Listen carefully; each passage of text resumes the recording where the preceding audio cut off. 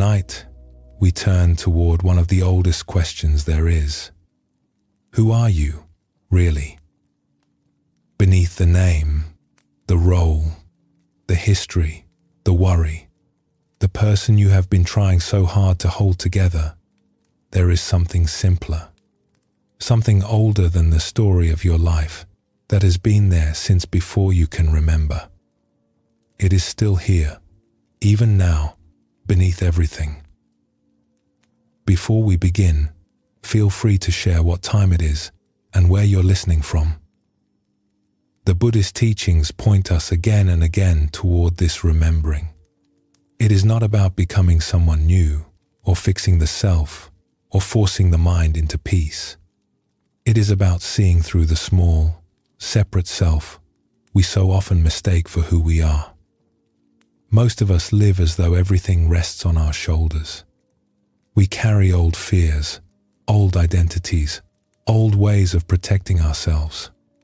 And after a while, the weight begins to feel like us. But it is not us.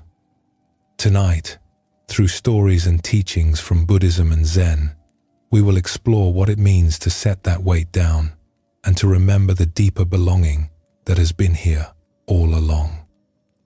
There is nothing you need to do, nothing to understand perfectly, and nothing to hold on to. Just rest and listen, and let the words bring you back to what was never truly lost. Thank you for joining us here at Midnight Monk. Let us begin. There is a story told about the Buddha soon after his great awakening beneath the Bodhi tree.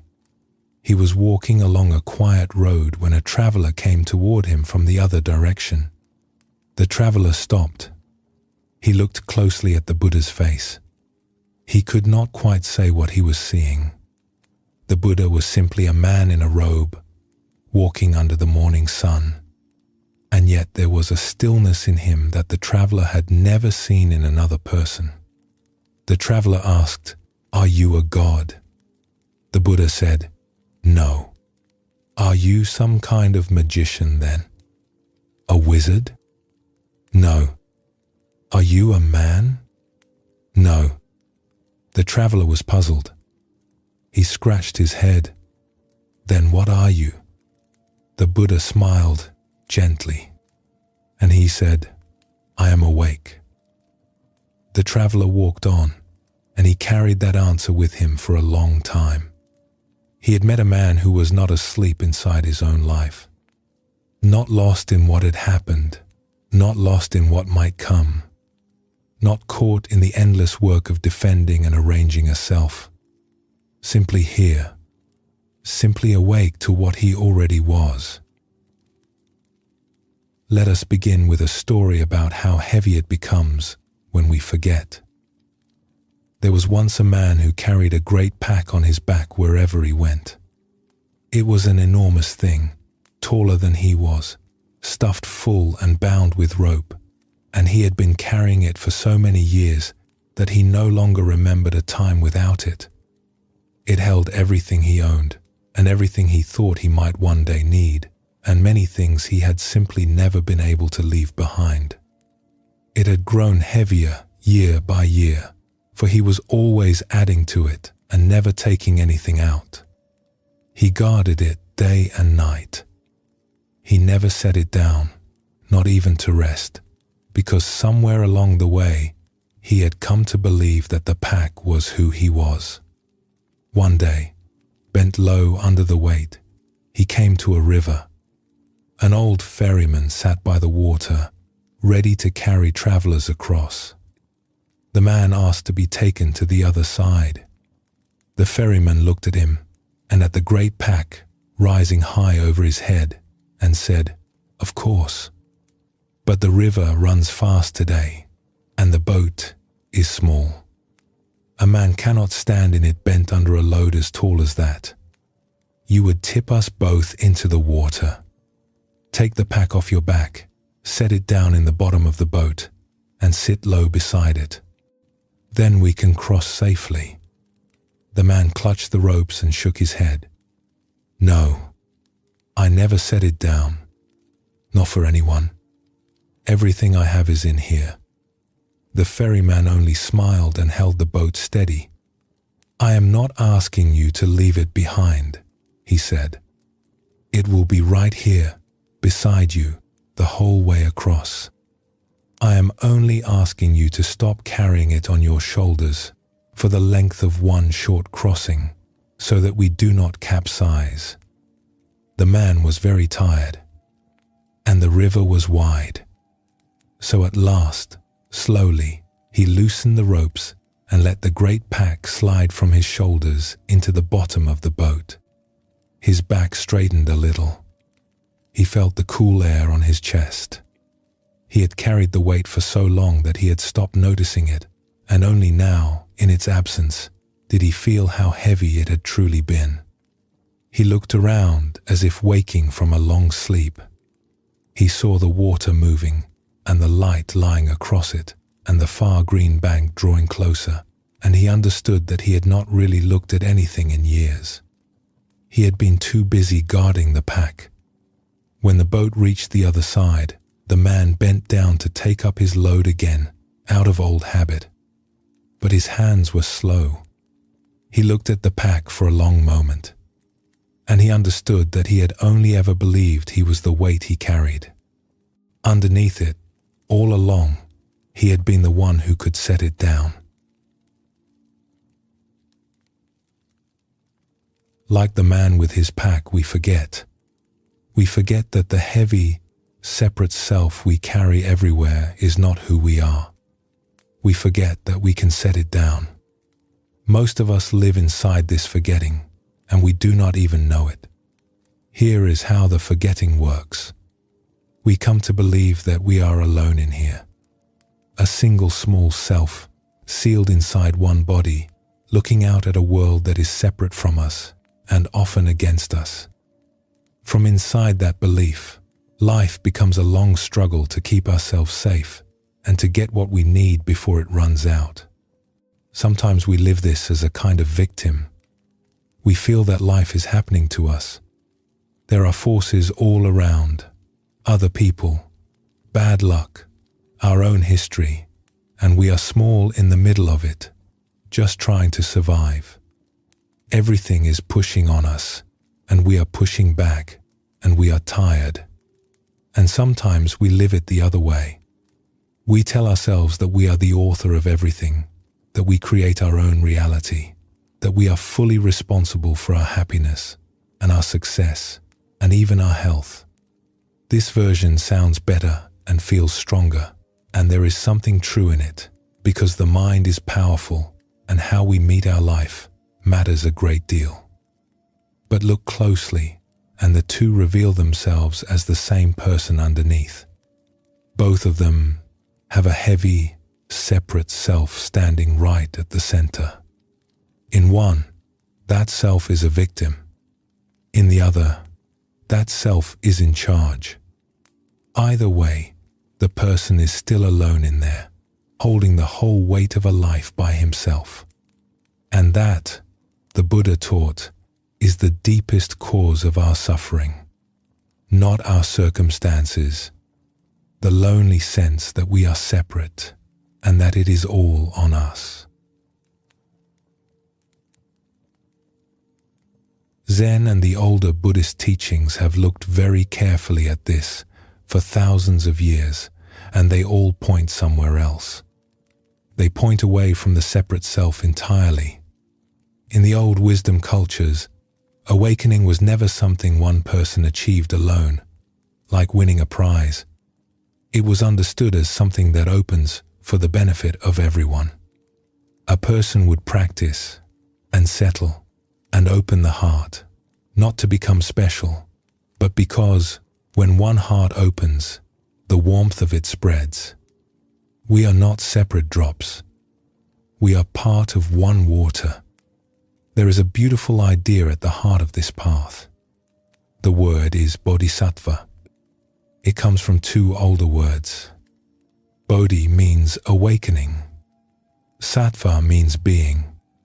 So a bodhisattva is an awakening being. And the bodhisattva does not wake up in order to free himself and then walk away, finished, while everyone else is left behind. The Bodhisattva wakes up for the sake of all beings. It is not a race to some finish line where one person crosses first and the rest are still running. We are in this together. One person's freedom and another's are not separate things. When a heart opens, the world is a little warmer for everyone in it. We are strands in one web, and a movement in any strand is felt across the whole. This is a very different way to hold a life. We are not single selves, each struggling alone towards some private salvation.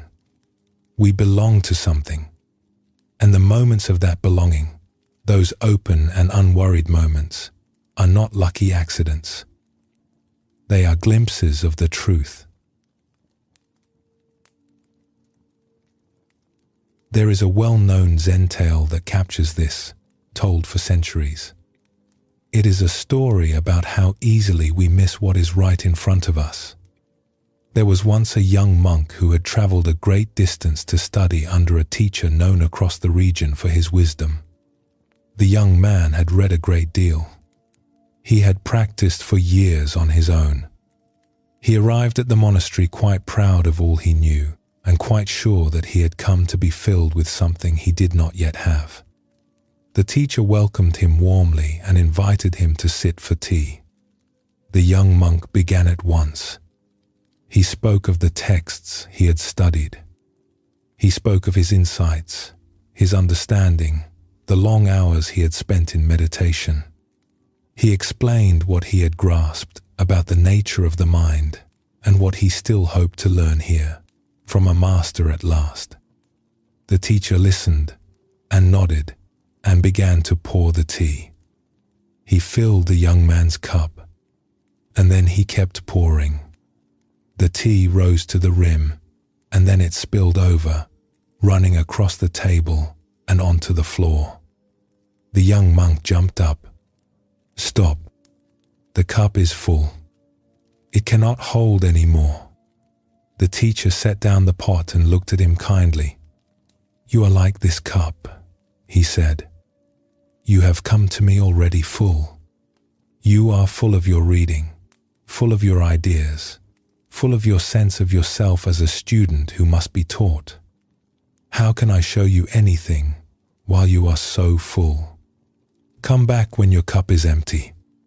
The young monk sat with that for a long while, and slowly he began to understand. He had come believing he was missing something he had to travel far to find and pour into himself. But nothing was missing. He had simply arrived so full, so crowded with all he knew and all he took himself to be, that nothing else could reach him. What he needed was not more. It was less. He had to empty the cup before it could hold a single drop. There is a Zen saying that points at the same thing. We are like a wave that has forgotten it is the ocean. A wave rises up out of the sea.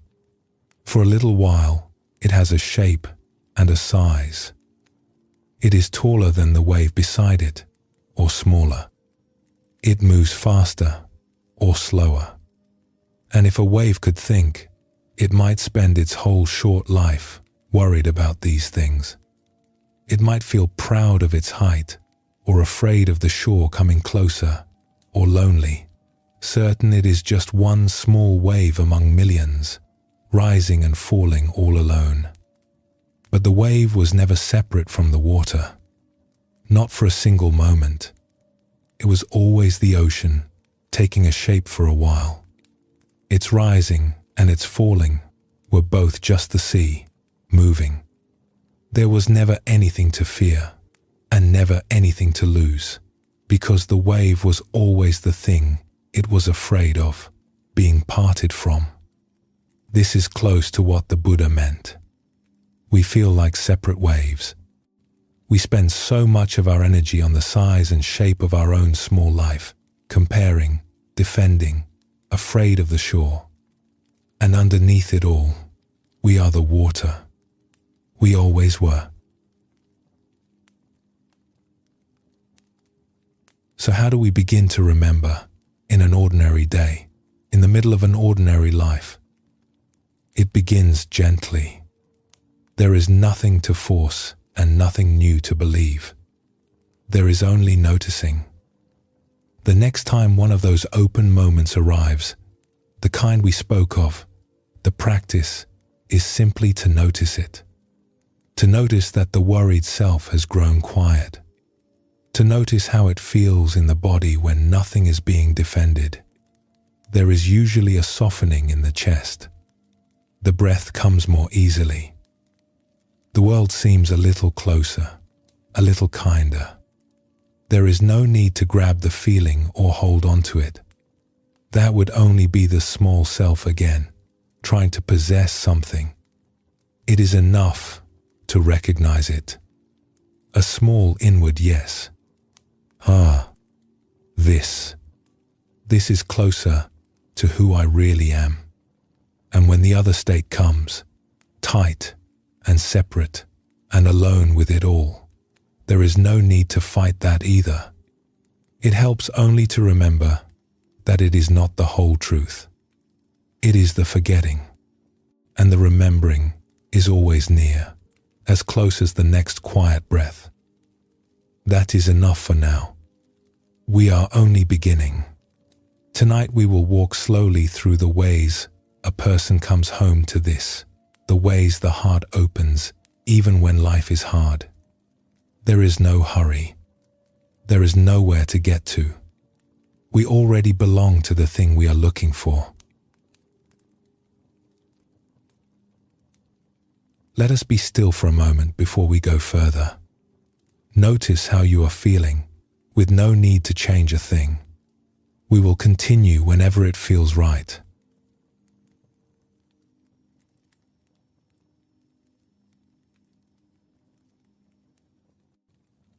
When a person lives behind that small and separate sense of self, there is always something underneath it.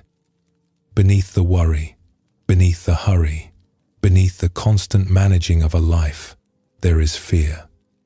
It is the shadow the separate self casts. The smaller and more walled off we feel, the longer that shadow grows. The Buddha spoke of this directly. From attachment springs grief, he taught, and from attachment springs fear. We hold tight to something, and in the same moment, we begin to dread its loss. The clenched hand and the frightened heart are one gesture. Most of us do not notice the fear because it has been with us so long that it simply feels like the weather of being alive. We feel it as restlessness. We feel it as the need to check, to control, to prepare for whatever might go wrong. We feel it as the tightness that comes when someone disagrees with us, or when our plans slip, or when we lie awake at the end of a long day going over things. We give these other names. But underneath, very often, it is fear. And there is a kindness in seeing this clearly. The fear is not a flaw. It is not a sign that anything has gone wrong with us. It is simply what happens when a wave believes it is only a wave, cut off from the sea.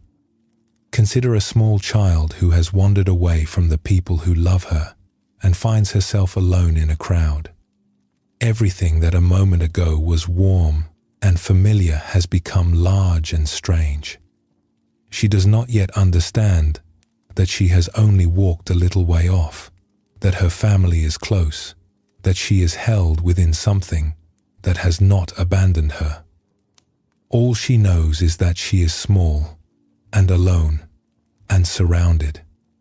So she is afraid. That is very close to how the separate self lives. It feels small in a vast world. It feels alone, even in a crowd. It does not remember that it belongs to anything, so it must defend itself at every turn. And from that single misunderstanding, an enormous amount of our suffering flows. The Buddha looked at this with great tenderness. He did not scold people for their fear. He saw that a frightened being acts out of its fright, and that beneath nearly every unkind or grasping or anxious act, there is something afraid. The person who lashes out is protecting a wound. The person who clings too tightly is afraid of being left. The person who must always be right is afraid of being shown to be small. Once we see this, the people around us begin to look different too.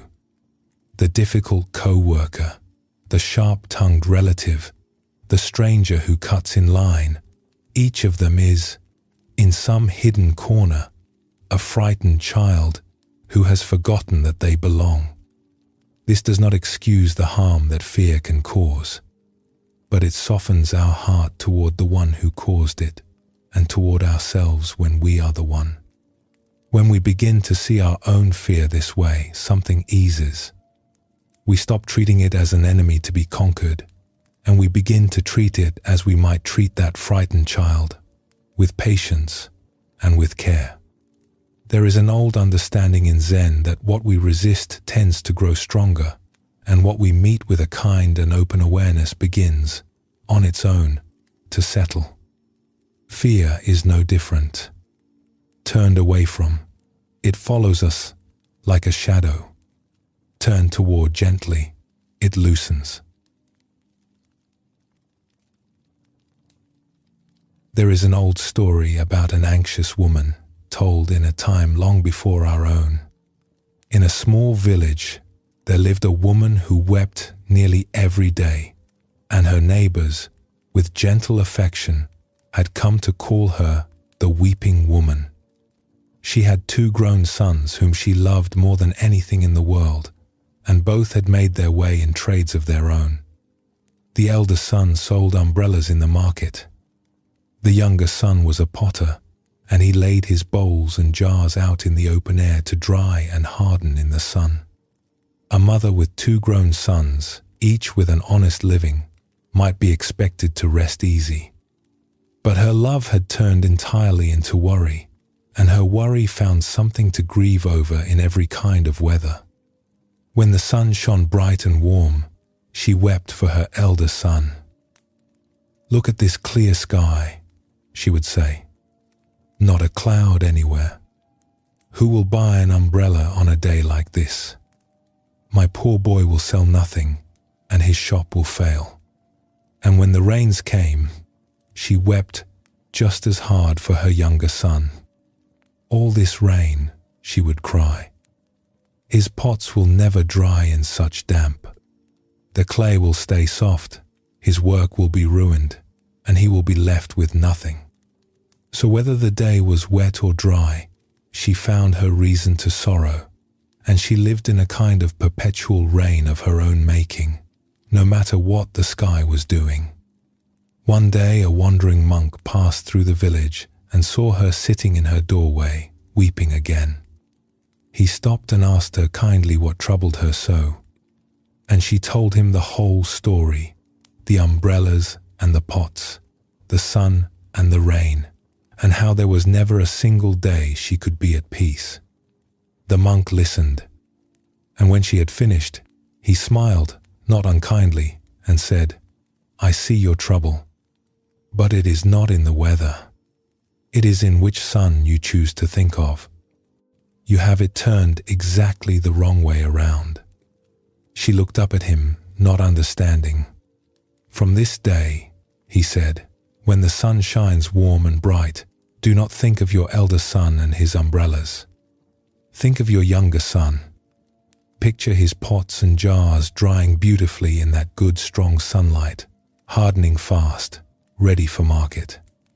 Rejoice for him, and when the rain falls, do not grieve for the potter. Think instead of your elder son in the market and all the people hurrying to buy his umbrellas in the downpour. On rainy days his shop will overflow with custom.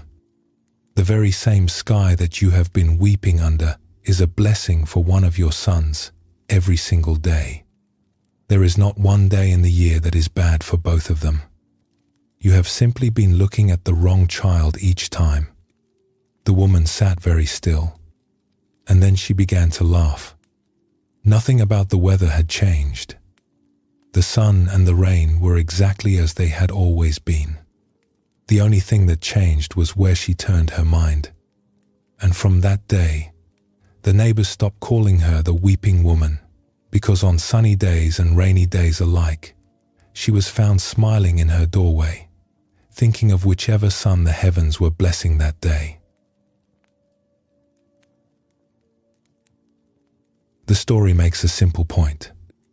Her suffering was never caused by the sun or the rain. It was caused entirely by the thought she chose to hold. The same sky that had been a source of endless grief became, with no change at all but a turning of the mind, a source of daily gladness. So much of our fear is like this.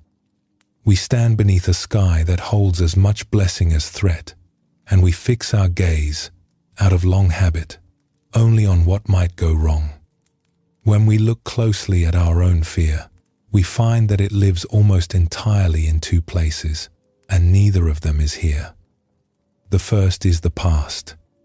We carry old hurts, old failures, old moments when we were small and someone was unkind, and the frightened self keeps them close, scanning the present for any sign that the same thing is about to happen again. The second is the future, that endless hall of doors, behind each of which the mind paints something that might go wrong. We spend hours there. We rehearse conversations that may never happen. We suffer losses that have not occurred and very often never will. But the fear cannot survive in the present moment itself. This is one of the great discoveries of meditation, and it is why the Buddha pointed again and again to this moment, the one happening now. Right now, in this breath, in this room, there is most likely no danger at all. The roof is holding. The ground is steady. Whatever is coming has not yet come, and whatever has passed is no longer here. There is a deep and simple relief in that recognition, and it is always near. So many of our worst hours are spent suffering over things that never come to pass at all. The illness that never developed, the disaster that never struck, the conversation that went nothing like the catastrophe we rehearsed. The losses that do eventually come in a life are real, and they bring real grief. But the long suffering we pile up in advance, bracing and dreading and imagining, changes nothing for the better. This is the strange arithmetic of worry. It feels like preparation, and it produces only exhaustion. There is a teaching story that shows this in a single gesture. A teacher of meditation was speaking with a student who was eaten alive by worry, a young man who could not rest for the weight of all he carried. As they spoke, the teacher bent down, picked up a smooth stone from the ground, and held it out in her open palm at arm's length. "How heavy is this stone?" she asked. The student guessed at its weight. A small thing, no more than a few ounces. "Whether it is light or heavy is not the question," she said. "The question is, how long I hold it out like this. If I hold it for a moment, it is nothing. If I hold it for an hour, my arm begins to ache. If I hold it from sunrise to sunset, my arm will go numb, and this little stone will feel as heavy as a boulder. The stone has not changed at all. Only the holding has." She lowered her hand and let the stone rest in her lap. "Your worries are like this stone," she told him. "Pick one up for a moment, look at it honestly, and it does you no harm. But carry it all day and all night. Take it up again the instant you wake, and it will wear you to nothing. And the holding changes nothing out in the world. The stone weighs just the same whether it sits in my lap or strains my arm.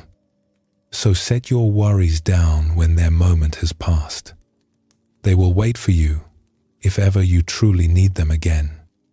The young man understood. He had believed that to stop worrying was to be careless, to drop his guard against all the things that might come. But the worrying itself accomplished nothing. The stone was no lighter for being held aloft all day. It was only heavier in his hand, and he was only more tired and less able to meet whatever might actually arrive.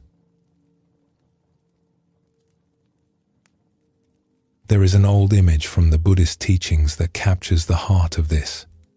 A man is walking at dusk along a mountain path, and he sees a snake coiled in the road ahead. He stops at once, his heart beating fast.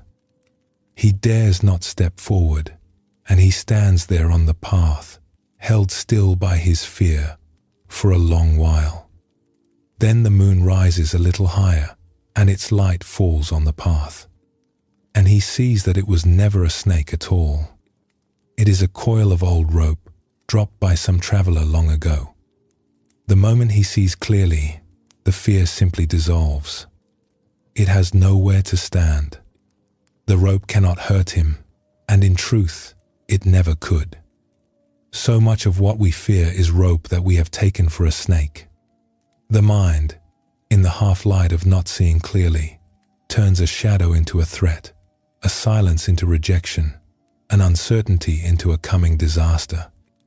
And we suffer the snake, fully and physically, though there is only rope on the road.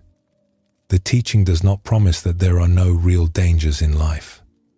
It promises something gentler. It promises that a great deal of our fear is a misperception, and that seeing clearly is the light by which it loosens and falls away. None of this is something to force.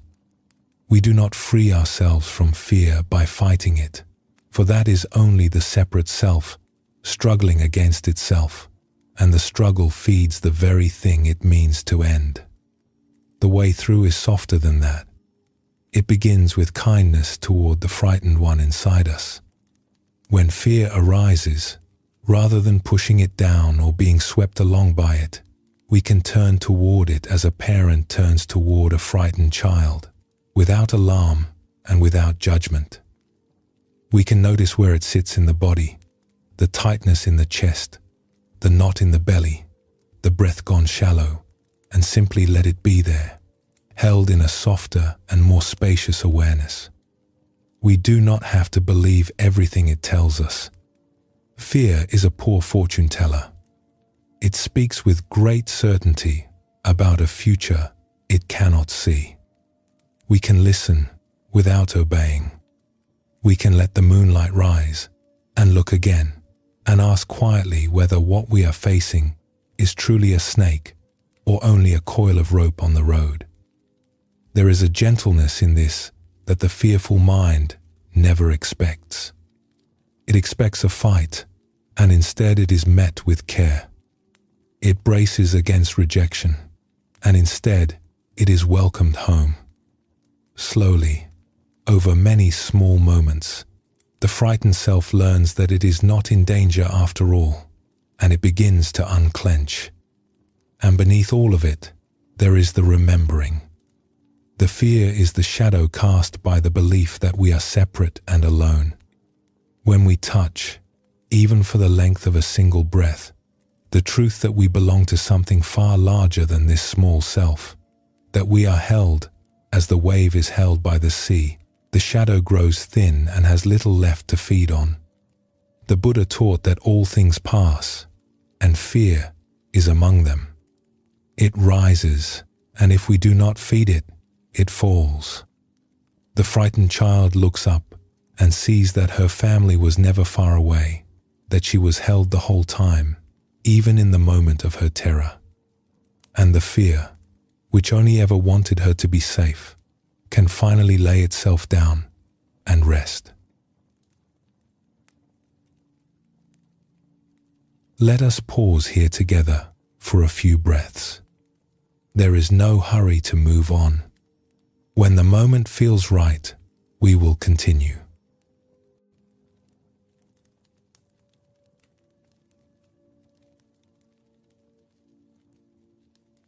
The Buddha placed intention at the very heart of his teaching. Of all the things that shape a life, he said, it is intention that matters most, for our thoughts and our words and our deeds all flow from it, as surely as the cart follows the ox that pulls it. Where the intention goes, the life follows. One of the oldest collections of his sayings opens with almost these very words. All that we are, it says, arises with our thoughts. With our thoughts we make the world. Speak or act with a troubled mind, and suffering follows as the wheel follows the foot of the ox. Speak or act with a peaceful mind, and happiness follows like a shadow that never leaves. The teaching does not say that the world outside us bends to our wishes. It says something subtler.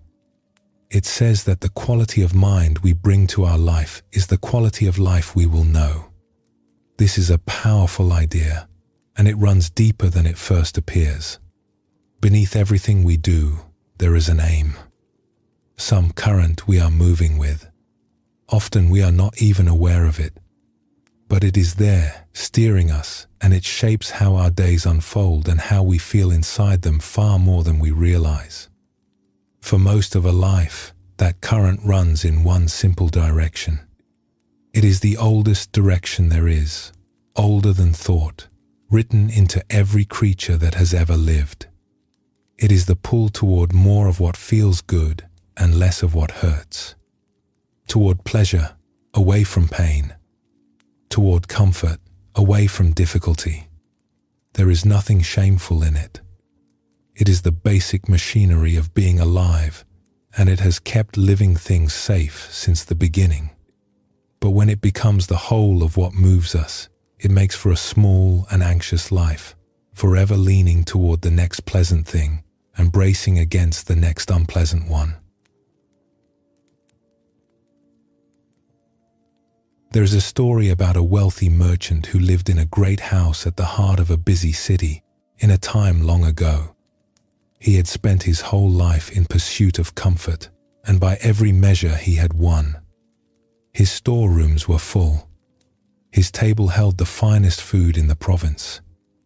His rooms were cool in summer and warm in winter. His bed was soft, his servants many. Whatever was pleasant, he had bought. Whatever was unpleasant, he had paid to keep far away. And yet, as the years went on, he found himself waking before dawn with a hollow feeling he could not name, lying in his soft bed in his fine house, strangely empty. He went to a teacher who lived simply at the edge of the city, a man who owned almost nothing, and he laid his trouble before him. "I have everything a person could want," the merchant said. "I have arranged my whole life so that nothing ever disturbs me. So why do I feel so empty? Why is there no joy in any of it anymore?" The teacher thought for a moment. Then he asked, "When was the last time you did something for someone else, expecting nothing in return?" The merchant opened his mouth to answer and found that he could not. He searched his memory, year after year of it, and every single thing he could recall had been done for himself. For his own comfort, his own pleasure, his own ease. He sat there, stunned by the silence where the answer should have been. "You have spent your life pulling everything toward yourself," the teacher said gently. "More comfort, more pleasure, more safety, all of it flowing inward to you. And a life lived only that way grows smaller and smaller, until at last it is the size of a single man in a single bed, with nothing to connect him to anything beyond his own walls. That is the emptiness you feel. It is not that you have too little. It is that you have been facing the wrong direction." The merchant asked what he should do. "Tomorrow," said the teacher. Find one person who is struggling and help them quietly, with no thought of what you will gain, and see how you feel when the sun goes down. The merchant did as he was told, more out of desperation than belief. He found a family in his district who had fallen on hard times, and he saw to it, without their ever knowing it was him, that their needs were met. And that night, for the first time in longer than he could remember, the hollow feeling was gone. In its place was something warm, something he had spent a fortune chasing, and never once managed to buy.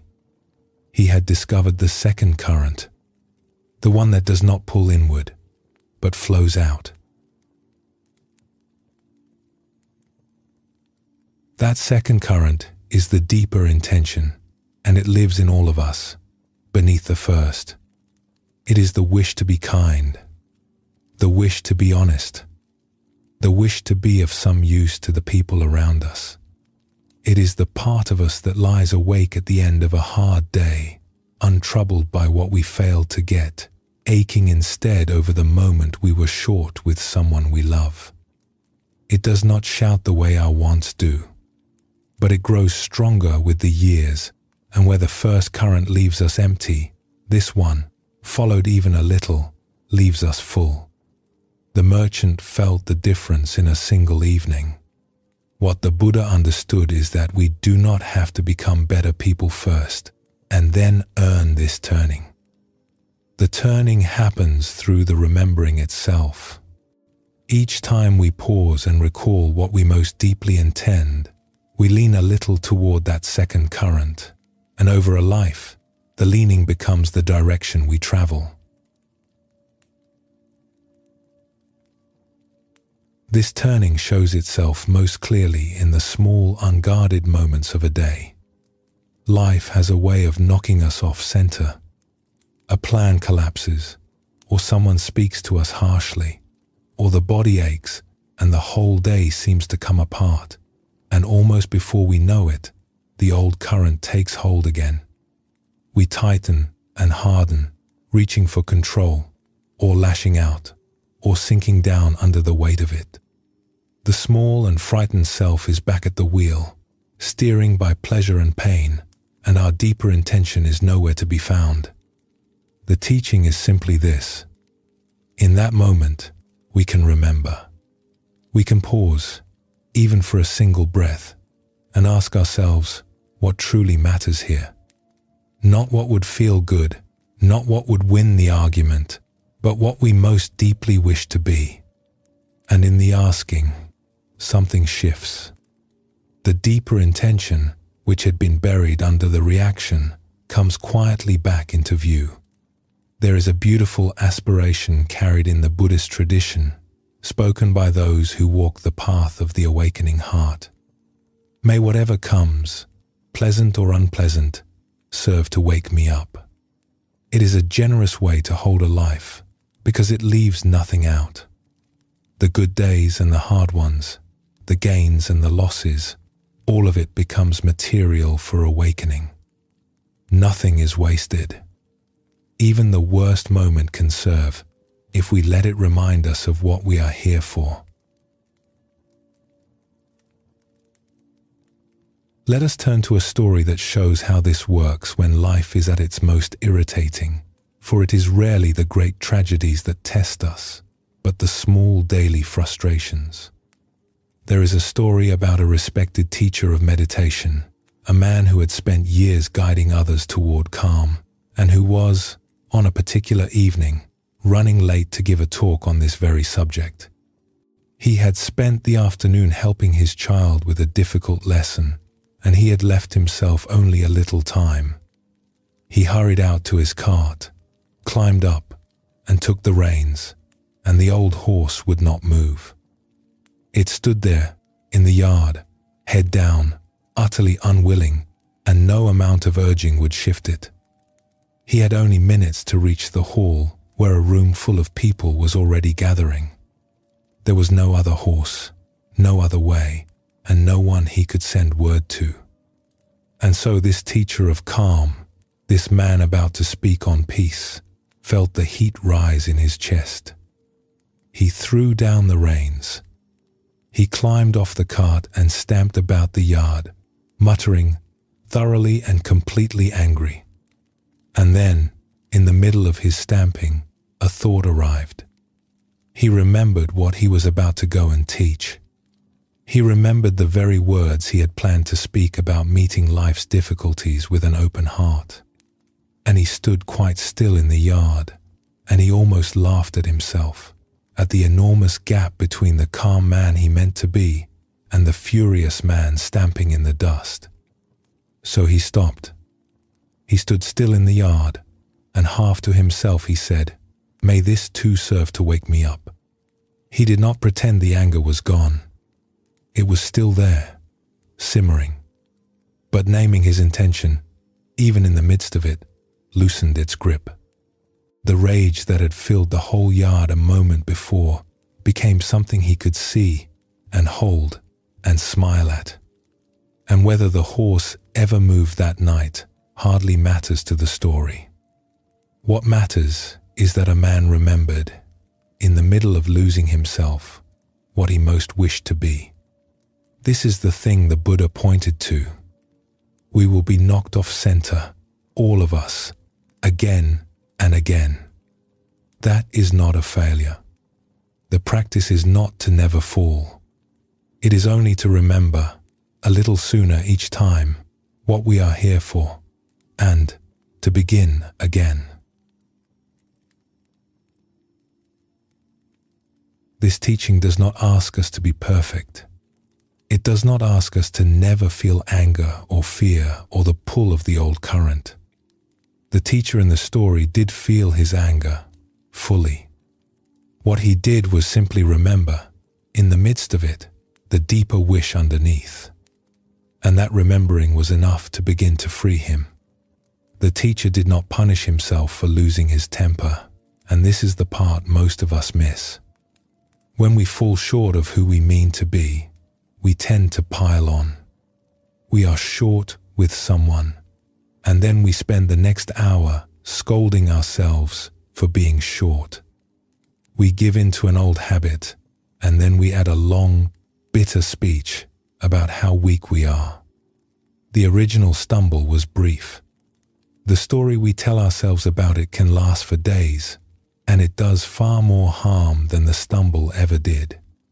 There is a saying attributed to the Buddha that you yourself, as much as anyone in the entire universe, deserve your love and kindness. People hear that and think first of forgiving others, but it points just as much inward. The harshest, most relentless voice many of us ever face is the one inside our own head, and it speaks to us in a way we would never dream of speaking to someone we loved. Remembering our intention quietly undoes this. When we pause and recall what we most deeply wish to be, we discover that one of those wishes is simply to be gentle, and that gentleness was never meant to stop at the edge of our own skin. The teacher in the story smiled at himself. He did not approve of the anger, but he met it without cruelty. And in that small mercy toward his own failing, the grip of it loosened. We do not soften by force. We soften by remembering that there is a kinder way to hold our own stumbling and choosing it. The deeper intention is not a whip to drive ourselves with. It is more like a lamp set in a window, a light we can always turn back toward when we have wandered out into the dark. It does not scold us for wandering. It simply waits and shines and welcomes us back whenever we remember to look. There is a story told of an old monk and a young one walking together through the monastery garden in the early morning. The young monk was troubled. "Teacher," he said, "I do not understand. Some mornings I wake full of patience and kindness, and the whole day moves with ease. Other mornings I wake with a hardness in me, quick to anger, quick to judge, and nothing goes well. It is as though there are two men living inside me, and I never know which one will wake. How can I become only the good one?" The old monk walked on a little way without answering. Then he stopped beside two bare patches of earth at the edge of the garden where he had been planting. "You are right," he said. "There are two within you. In every person there are two. One is grasping, fearful, easily angered. The other is patient, open-hearted, awake. They live in all of us, side by side, all our lives. Then how do I be rid of the bad one?" "You do not," said the old monk. "You cannot tear it out, and the trying only feeds it. These two are like seeds, both already planted in the soil of you. You cannot unplant them, but you can choose each day which one you water." The young monk was quiet, thinking. Every kind act, every honest word, every moment you remember what you truly wish to be, you pour a little water on the good seed, and it grows a little stronger. And every time you feed your anger, or follow your fear, or let yourself sink into harshness, you water the other. Over a lifetime, this watering is everything. The garden you end with is simply the one you tended. So the question is not how to kill what is unwanted in you. The question, each morning, is only this: which seed will you water today? The young monk understood. He had been waiting to wake up one day magically transformed, the bad man gone, the good man left standing alone. But that was not how a garden grew, and it was not how a person changed. The two would always be there. His whole task was the small daily choice of where to pour the water. And remembering his intention, he saw was nothing other than reaching for the watering can and turning it again and again toward the seed he wished to grow. None of this requires any special effort or any particular setting. It can happen anywhere, in any moment, in the middle of anything, at a kitchen sink, in a difficult conversation, lying awake at night. Whenever we notice the smallest flag of unease, the contraction, the hardening, the reaching, we can let it be a kind of bell calling us back. A gentle question rises: what really matters here? And the deeper intention answers every time if we pause long enough to listen. Over time, this becomes less a thing we do and more a way we are. The remembering comes faster. The wandering grows shorter. The lamp in the window is glanced at more and more often, until at last we hardly lose sight of it at all. And we discover that the life organized around love, which once seemed so far off, was never far at all. It was only waiting, beneath the noise, for us to remember it was there. Take a moment now and let these words grow quiet within. There is nowhere else to be. When you feel ready, we will carry on.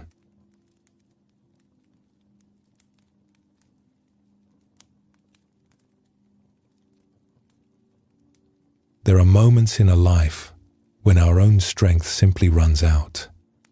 The diagnosis comes. The person we love walks out the door. The night stretches on and the fear will not lift, and there is nothing left in us to fix it with. In moments like these, something very old stirs in the human heart. We stop trying to manage it alone, and we reach. We call out for help to something larger than ourselves. The Buddhist tradition knows this reaching well, and it speaks of it as taking refuge. The image is simple and human.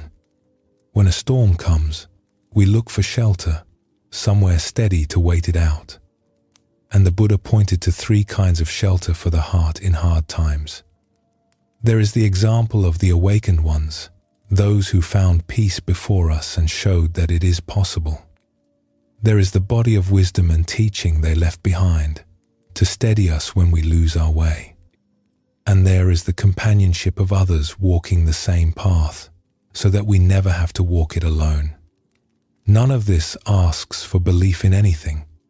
To take refuge is simply to remember, when life presses on us, that we do not stand alone and that there is something solid to lean into.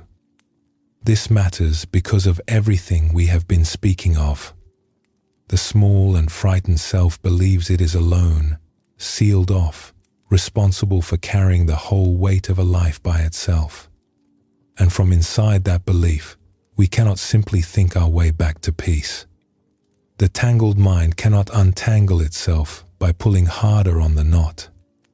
But it can turn. It can lean towards something it trusts, and the moment it does, the loneliness at the heart of the fear begins to ease, because we are no longer facing the dark with nothing. There is a story at the very center of the Buddhist tradition that shows this beautifully, and it is the story of the night the Buddha awakened. Before he was the Buddha, he was a man who had left everything behind in search of an end to suffering. He had tried every path. He had studied with the great teachers of his time and surpassed them.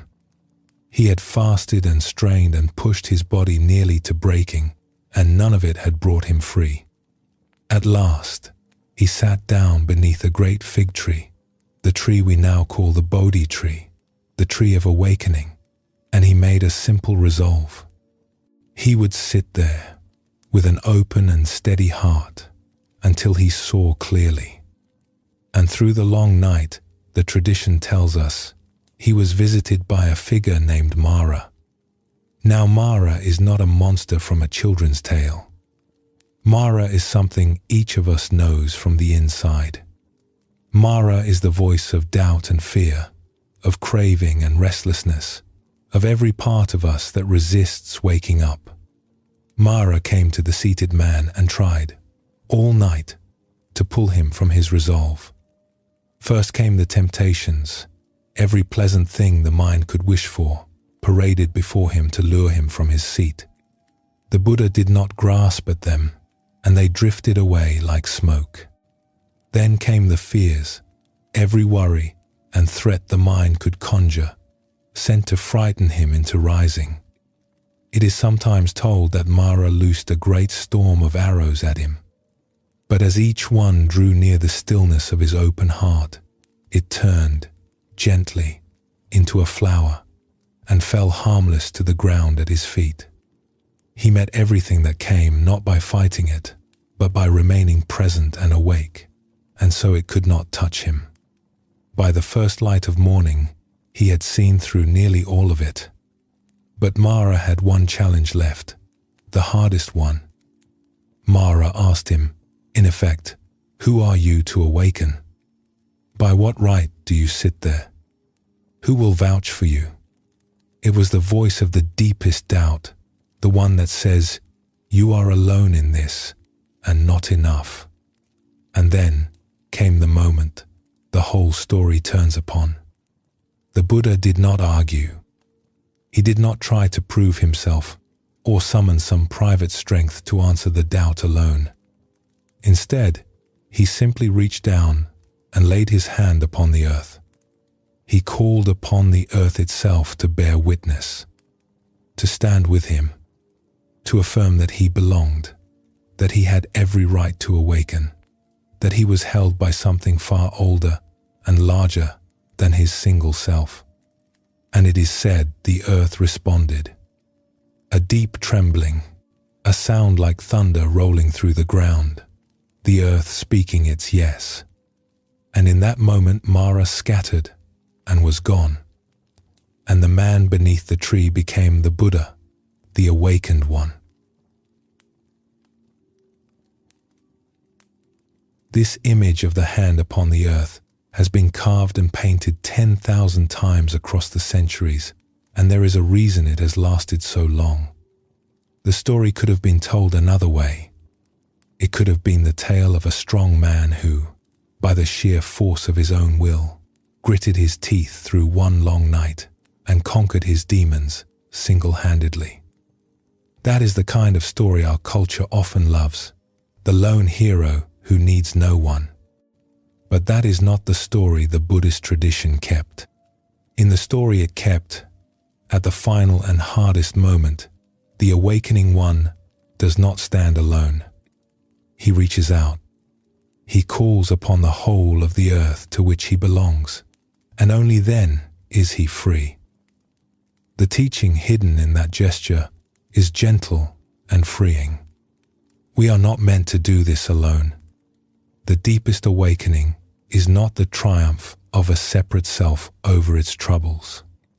It is the remembering that we were never separate to begin with, that we are held, that we belong to something vast that will answer when we call. When the voice of doubt says you are alone in this, the hand upon the earth is the quiet reply. I am not alone. I am held by all of this. What we call upon will differ for each of us, and the Buddhist tradition has always made room for that. Some reach toward the figure of the Buddha himself, or toward the boundless compassion that the tradition pictures as a great being who hears every cry of the world.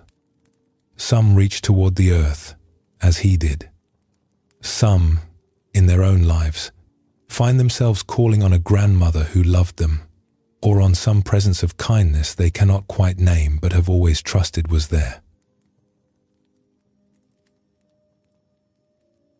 Let us explore a small story about this. In a mountain village long ago, there lived a young woman who was known for her steadiness in hard times. And one day, a troubled traveler asked her how she kept her heart so calm when life pressed on her. She told him that, when she was a girl, frightened of the dark and of the long nights, her grandmother had carved her a tiny bird from a piece of pale wood and pressed it into her palm. This little bird, the grandmother had said, was held by my hands, and by my own grandmother's hands before me, back further than anyone can remember. Whenever you hold it, you are never holding it alone. All of us are holding it with you. For years, the young woman carried the little bird everywhere, closed in her hand whenever she was afraid. And then one day she found that she had lost it, somewhere along a road, and she wept, certain her comfort was gone. But that night, frightened and with empty hands, she closed her fingers anyway, as if the bird were still there. And she felt them all the same, the long line of loving hands reaching back through the years. She understood then that the little bird had never been the thing that held her. It had only been a way of remembering that she was held. After that, she never needed it again. She could call on that warmth anywhere, simply by closing her hand and turning her heart toward it. This is what it truly means to reach for refuge. The grandmother, the carved bird, the figure of the Buddha, the great compassion, the earth itself. These are doorways. They are ways the heart reaches back towards something it has always belonged to. And what answers, in the end, is not somewhere far off. It is the same warmth and steadiness that has been within us all along, which we sometimes need to picture as outside us before we can find it again inside. The one who calls out in love for help and the love that answers are not finally two different things. When we turn toward what we trust, we are turning toward the deepest part of our own nature, the part that was never frightened and never alone. We simply rediscover it in the turning. This is why the Buddha taught that the truest refuge is found not somewhere far away, but within. We reach outward for steadiness, toward the earth, toward a beloved face, toward the vast compassion the tradition speaks of, And what we find waiting at the end of that reach is something that was never truly outside us at all. So in any hard moment, there is this simple movement available. We need not face it gripping at our own small strength. We can reach. We can lay a hand upon the earth, in fact, or only in imagination. We can bring to mind a face that once made us feel safe, or call, in whatever words are ours, upon whatever presence of love and steadiness we trust. The words do not need to be the right words. There is no correct form, no special phrase that works better than the cry of an honest heart. What matters is only the turning, the leaning of the heart toward what holds it. And in that reaching, the loneliness at the center of our fear begins to dissolve, because we remember, even faintly, that we belong to something that has never once let us go. Let us linger here a little while. There is nothing to do and nothing to reach for. Rest in this for as long as you like, and we will go on when it feels right.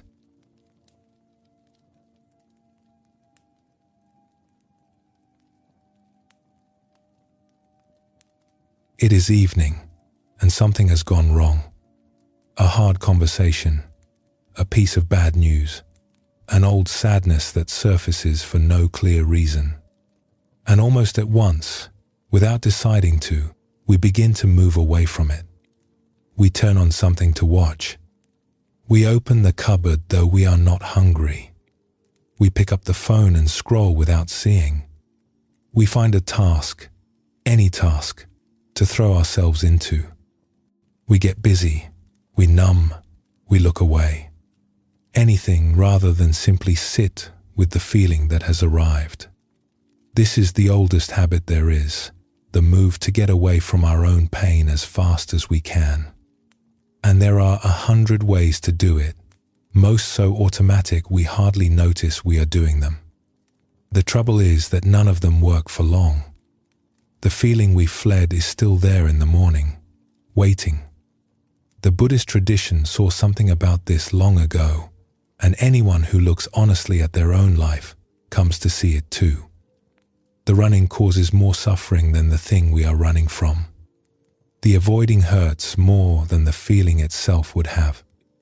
We spend enormous energy building walls against our own pain, and in the end the walls become a kind of prison, and we are the ones shut inside. Zen has always pointed in the other direction. Its whole spirit is to meet this moment directly, exactly as it is, without the endless turning away. To sit and let what is here be here. Part of what sends us running is a hidden belief that the difficult thing inside us is simply bad, something to be gotten rid of, with nothing of worth in it. But that belief is rarely true. There is a story of a man who lived above a small valley and drew his water each day from a spring at the top of the hill. He carried it down in 2 large pots that hung from the ends of a pole across his shoulders. One pot was perfect and always arrived full. The other had a crack down its side, and by the time he reached his home each day, it was only half full. The rest leaked out along the path. The cracked pot was ashamed of itself. For a long time it said nothing, but one morning its sorrow spilled over, and it spoke to the man. "I am sorry," it said. "Every day I leak. You do all this work, and because of my crack, you only ever receive half of what you carry in me. I am a failure. You should throw me away and find a better pot." The man listened, and he was quiet for a moment. Then he said, "Tomorrow, as we walk down the hill, I want you to look at the path. Look at your side of it." The next day, as they came down the hill, the cracked pot looked, and for the first time it saw. All along its side of the path, there was a long ribbon of flowers, the most beautiful in the whole valley, blooming bright in the morning sun. On the other pot's side, there was only bare earth. "Do you see them?" the man asked. "I have always known about your crack. So long ago I planted flower seeds all along your side of the path. And every single day, as we walk home, you water them.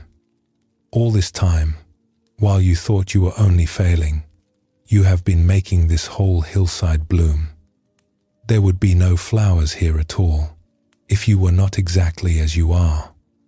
The crackpot had spent so long ashamed of the very thing that, all along, had been quietly bringing beauty into the world. What it had taken for its flaw was the source of something lovely it could never have given otherwise. So it is with the parts of ourselves we are quickest to reject.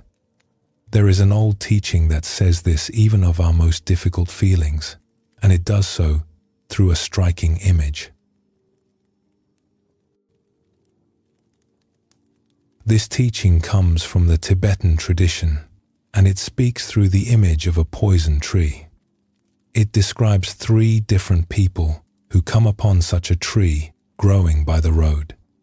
The first traveler comes around a bend and sees the tree, heavy with poison fruit, its leaves glistening with something dangerous. And his whole response is fear and aversion.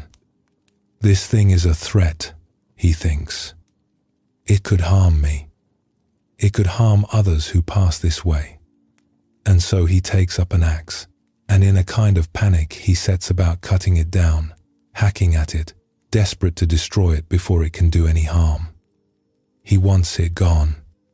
He cannot rest while it stands. This is how most of us meet the difficulties of our lives. Anger arises in us, or fear, or craving, or grief, and our first response is, "Get rid of this. Cut it down. This should not be here."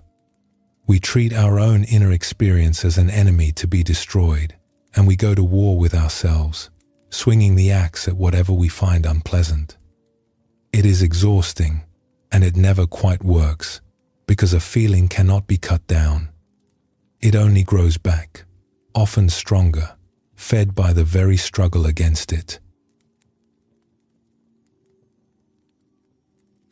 Then, a second traveler comes down the road, one who has journeyed a little further in life and learned a little more. She sees the same poison tree, and her first impulse is not to attack it. She has grown wiser than that. She feels something closer to compassion. "I will not cut it down," she says. "It is a living thing, and it has its own life. But it is dangerous, and others might be harmed by it." And so, thoughtfully, she builds a fence around the tree. She marks it off. She keeps it at a careful distance, so that it cannot hurt anyone, and so that she need not deal with it directly. This is a real step forward. There is kindness in it, and there are healthy boundaries in it. Many of us reach this stage and stay here for a long time, and it is far better than swinging the axe. We learn to hold our difficult feelings at arm's length, to acknowledge them without being ruled by them, to keep a careful fence between ourselves and what we find hard. And yet the tree is still treated as a problem, something to be managed and kept away. There is still a wall. The poison is still only poison. And then, the teaching tells us, a third traveler arrives. This one has gone deepest of all into the understanding of life. He sees the very same poison tree, and his response is unlike either of the others. He looks at it, and a slow smile crosses his face, and he says, "How fortunate. Exactly what I was looking for." For this traveler is a healer, and he knows something the others did not.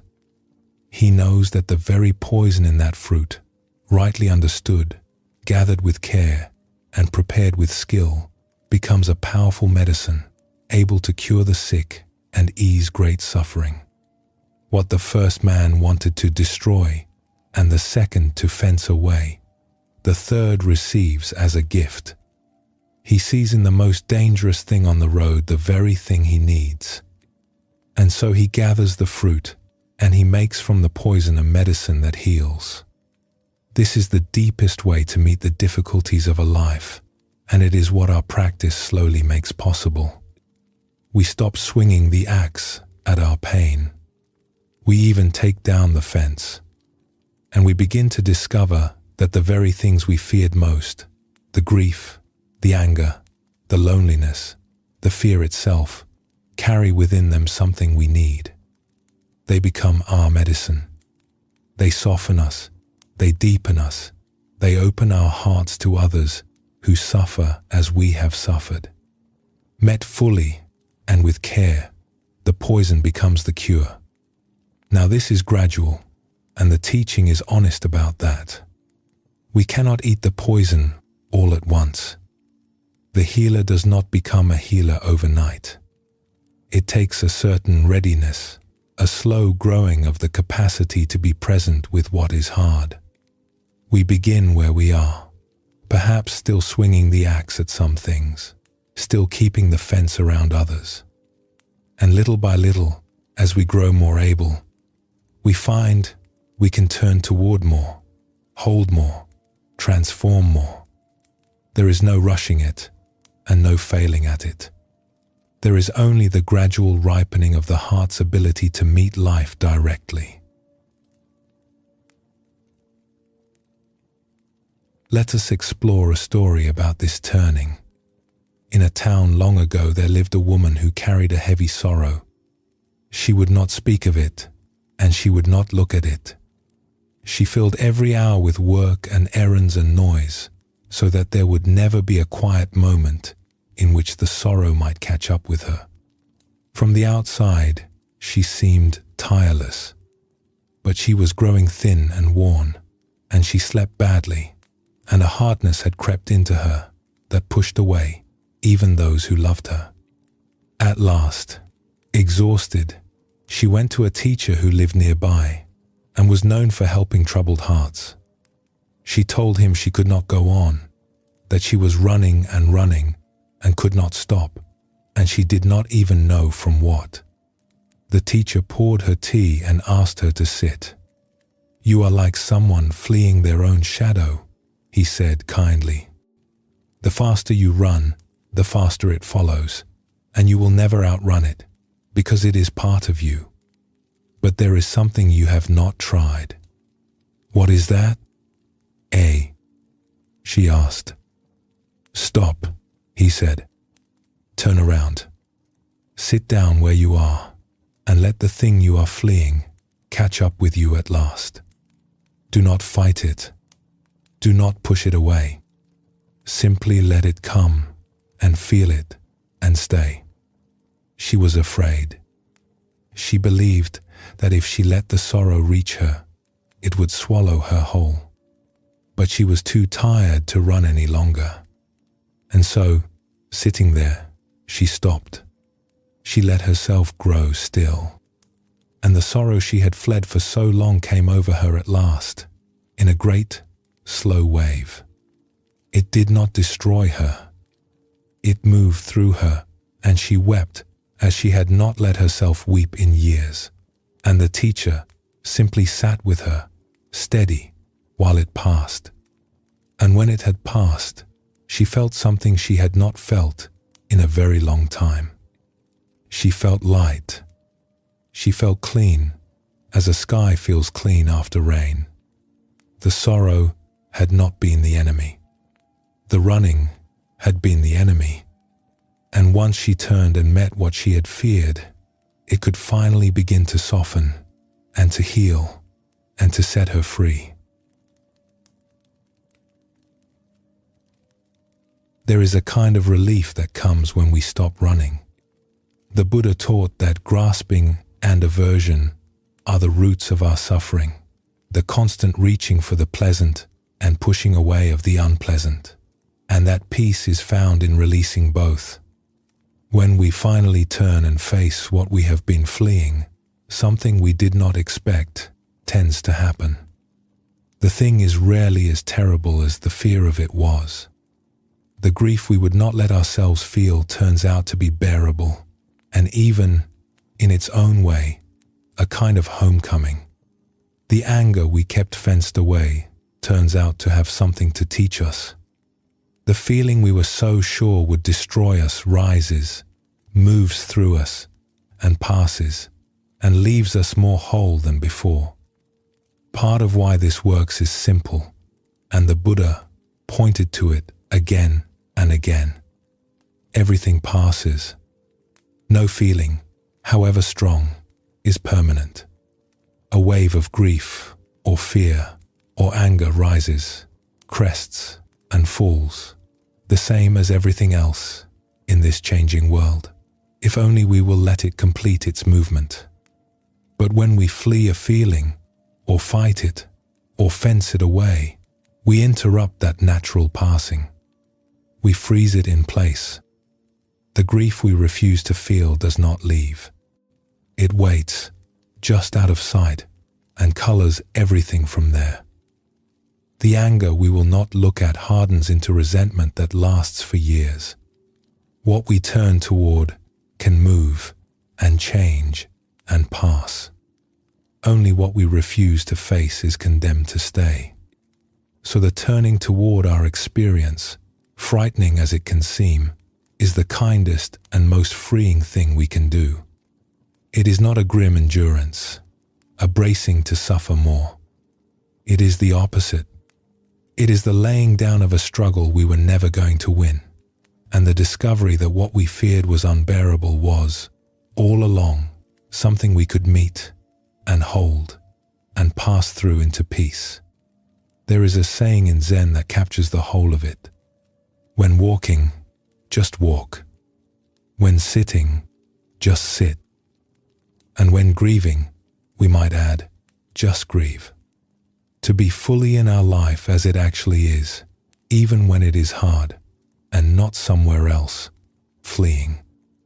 A student once said that to feel fully, even to feel sorrow, was a strange kind of joy, because it was real, and there is something deeply satisfying about meeting our own life honestly, holding nothing at a distance.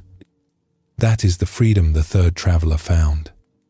Not a life without poison trees, for no life is without them, but the slow discovery that everything which grows along our road, even the most difficult thing, can be received and worked with and turned at last to medicine.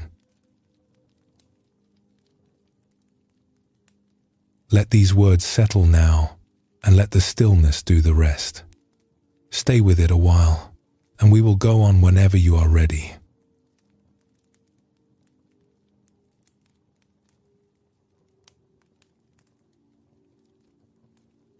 There is a tenderness in us that we spend much of our lives protecting. It is the soft place underneath all our defenses, where we are most easily touched, most easily hurt. And because it can be hurt, we guard it. We build a hardness around it, a kind of armor, so that the world cannot reach in and wound us there. No one chooses this armor on purpose.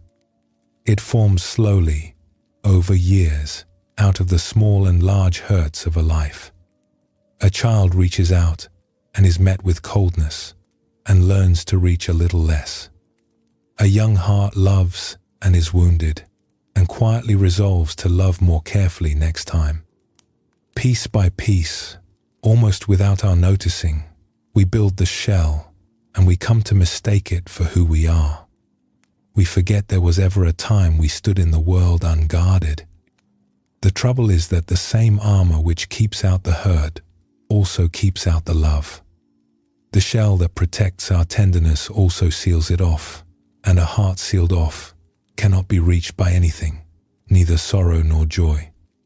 The teacher, Chogyam Trungpa, spoke of this tender place as the genuine heart of sadness, our tenderness for life itself. It is not a weakness to be overcome. It is the most alive part of us, and the doorway to a deeper kind of love.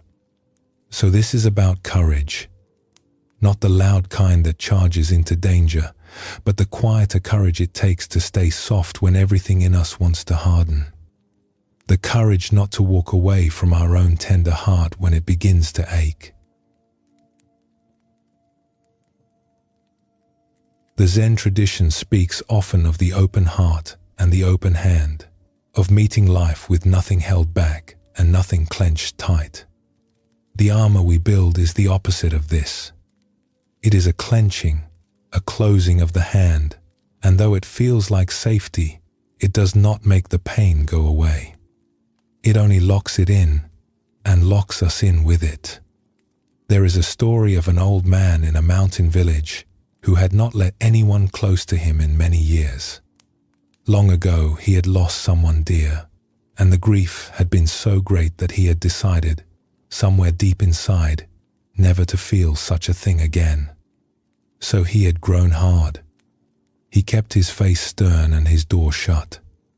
The village children were afraid of him, and the grown ones left him alone, and year by year, his house grew colder and more silent. One winter, a small bird, half frozen, found its way through a gap in his shutters and fell to the floor of his house. The old man's first thought was to put it back out into the cold and be done with it. But the bird was so small and shivered so that something in him he had long forgotten stirred. Almost against his will, he cupped it in his hands to warm it. He kept it through the winter and fed it and spoke to it, though he would have been ashamed for anyone to hear. And in caring for that one small living thing, the hardness he had built over so many years began, very slowly, to thaw. He had believed his armor was keeping him safe. He discovered it had only been keeping him alone. When at last the spring came and the bird flew free, the old man found that he wanted, for the first time in longer than he could remember, to open his door and to be among the living once more. The heart we wall off to spare ourselves pain is the same heart we wall off from joy, from warmth, from love. There is no armor that keeps out only the hard things. It keeps out everything. Most of us, when something hurts deeply, do one of two things.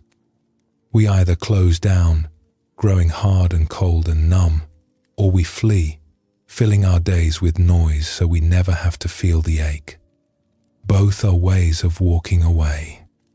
And both, in the end, cost us more than the hurt would have. Because the hurt, when we finally allow it, when we stay with it instead of fleeing, does something we do not expect. It opens us. The Buddhists have a word for the heart that opens in this way, a soft and awakened heart. They call it bodhicitta, and it is born, very often, not in our moments of strength, but in our moments of being broken open. The places where life has cracked us are often the places where the most love can finally flow through. There is great courage in this. It takes more strength to stay tender than to grow hard. Anyone can build a wall. It takes a brave heart to leave the gate open, especially after it has been hurt. Let us explore a story about this kind of courage, one that touches the tender places of a life.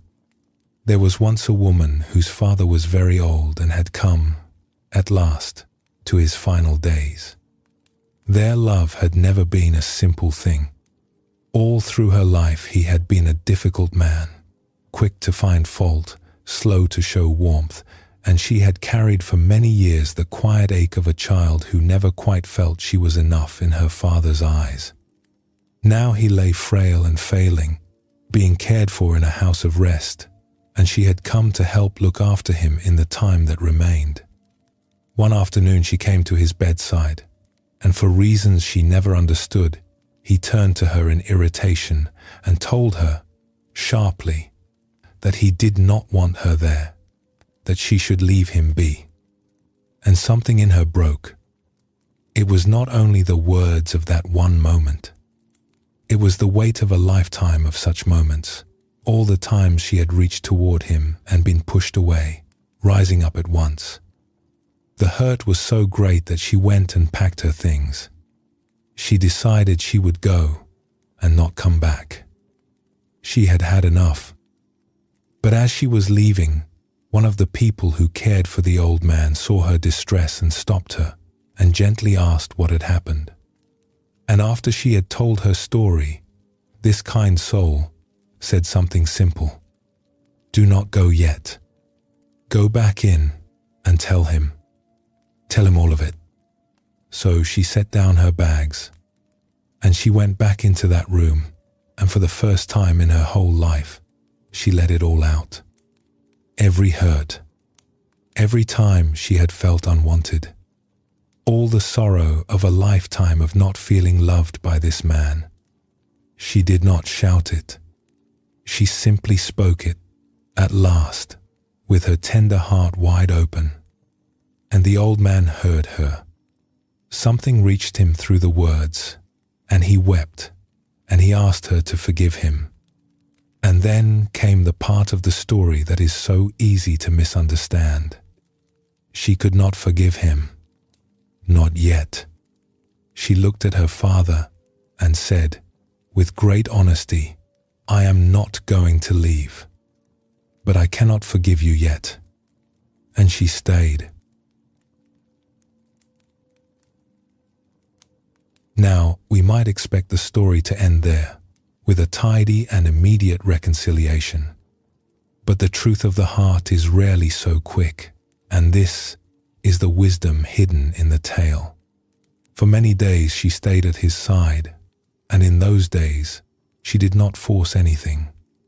She did not paper over the hurt with words of forgiveness she did not yet feel. She simply let herself feel, fully, all the grief that had waited a lifetime to be felt. Wave after wave of it rose in her, and she let each one come and stayed open and did not run. And only then, after the grief had been truly felt, after she had given it the room it needed, did something open in her on its own. A real forgiveness came, not forced, not premature, but risen up from the depths of a heart that had finally let itself break and be broken open. And in those last days they found together a closeness, a tenderness, a love that had never once been possible in all the long years before. She had received, at the very end, the thing she had longed for all her life. What she understood afterward was this: had she spoken the words of forgiveness too soon, only to be done with the discomfort, she would have sealed the old hurt over without healing it. The pain would have stayed, buried but alive, beneath a thin crust of pretend peace. It was precisely because she let herself feel all of it, because she had the courage not to walk away from her own breaking heart, that a true and lasting love became possible. The opening of her heart, by letting all that pain be felt, was the very thing that freed her to love. There is a teaching here that runs against much of what we are told. We are often encouraged to forgive quickly, to move on, to put things behind us. And there is a place for that. But the heart cannot be rushed. Real forgiveness, real letting go, is not a decision we make with the mind. It is something that ripens in its own time, once the grief beneath it has been honored and felt. We have all tried the other way, the forced forgiveness, the hasty moving on. We tell ourselves we are over something before we truly are, because the feeling is uncomfortable and we want to be done with it. We say the words, we go through the motions, and for a while it seems to work. But the buried hurt does not stay buried. It leaks out in small ways, in a sharpness we did not intend, in a coldness towards someone we love, in a heaviness we cannot explain. The unfelt grief does not disappear. It simply goes underground and waits. And what we never let ourselves fully feel, we can never fully be free of. The woman in the story knew this in her bones, even before she could have put it into words. Some wise part of her refused to say what she did not yet feel. And because she honored that, because she let the long-buried sorrow finally have its day, the forgiveness that came at last was real, and it held. The Buddha taught that we cannot find peace by pushing our pain away, that the way through suffering leads directly through the middle of it, never around. To feel our grief fully is not to wallow in it or to be swallowed by it. It is to honor what is real, to stay present with our own tender heart, and to trust that feeling, fully felt, will move and change and eventually set us free. This is the genuine heart of sadness that Trungpa spoke of. It is not depression, and it is not despair. It is the tender, awake openness of a heart that has not closed itself off from life. A heart that can be touched. A heart that grieves because it loves, and that, in its very grieving, stays open enough for love to find its way back in.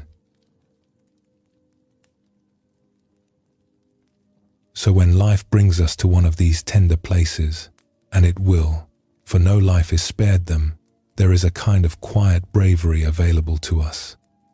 We do not have to harden. We do not have to flee into busyness and noise. We can stay.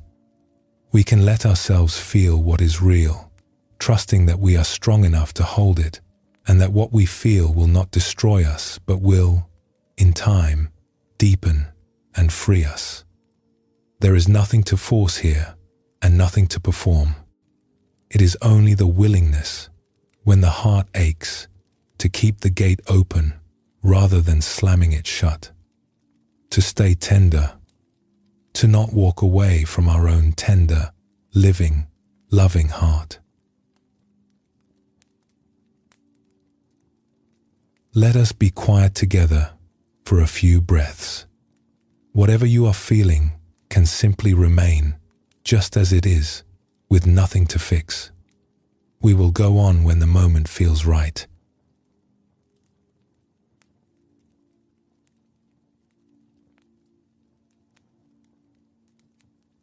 Of all the voices that trouble a human life, one of the most relentless is the voice of self-judgment.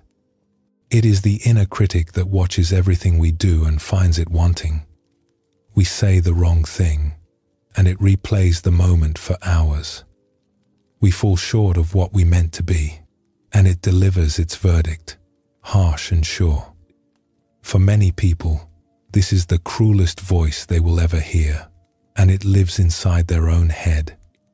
The strange thing is how much we trust it. We would never speak to a friend the way this voice speaks to us. We would never tell someone we loved that they were worthless, that they always ruin things, that they should be ashamed.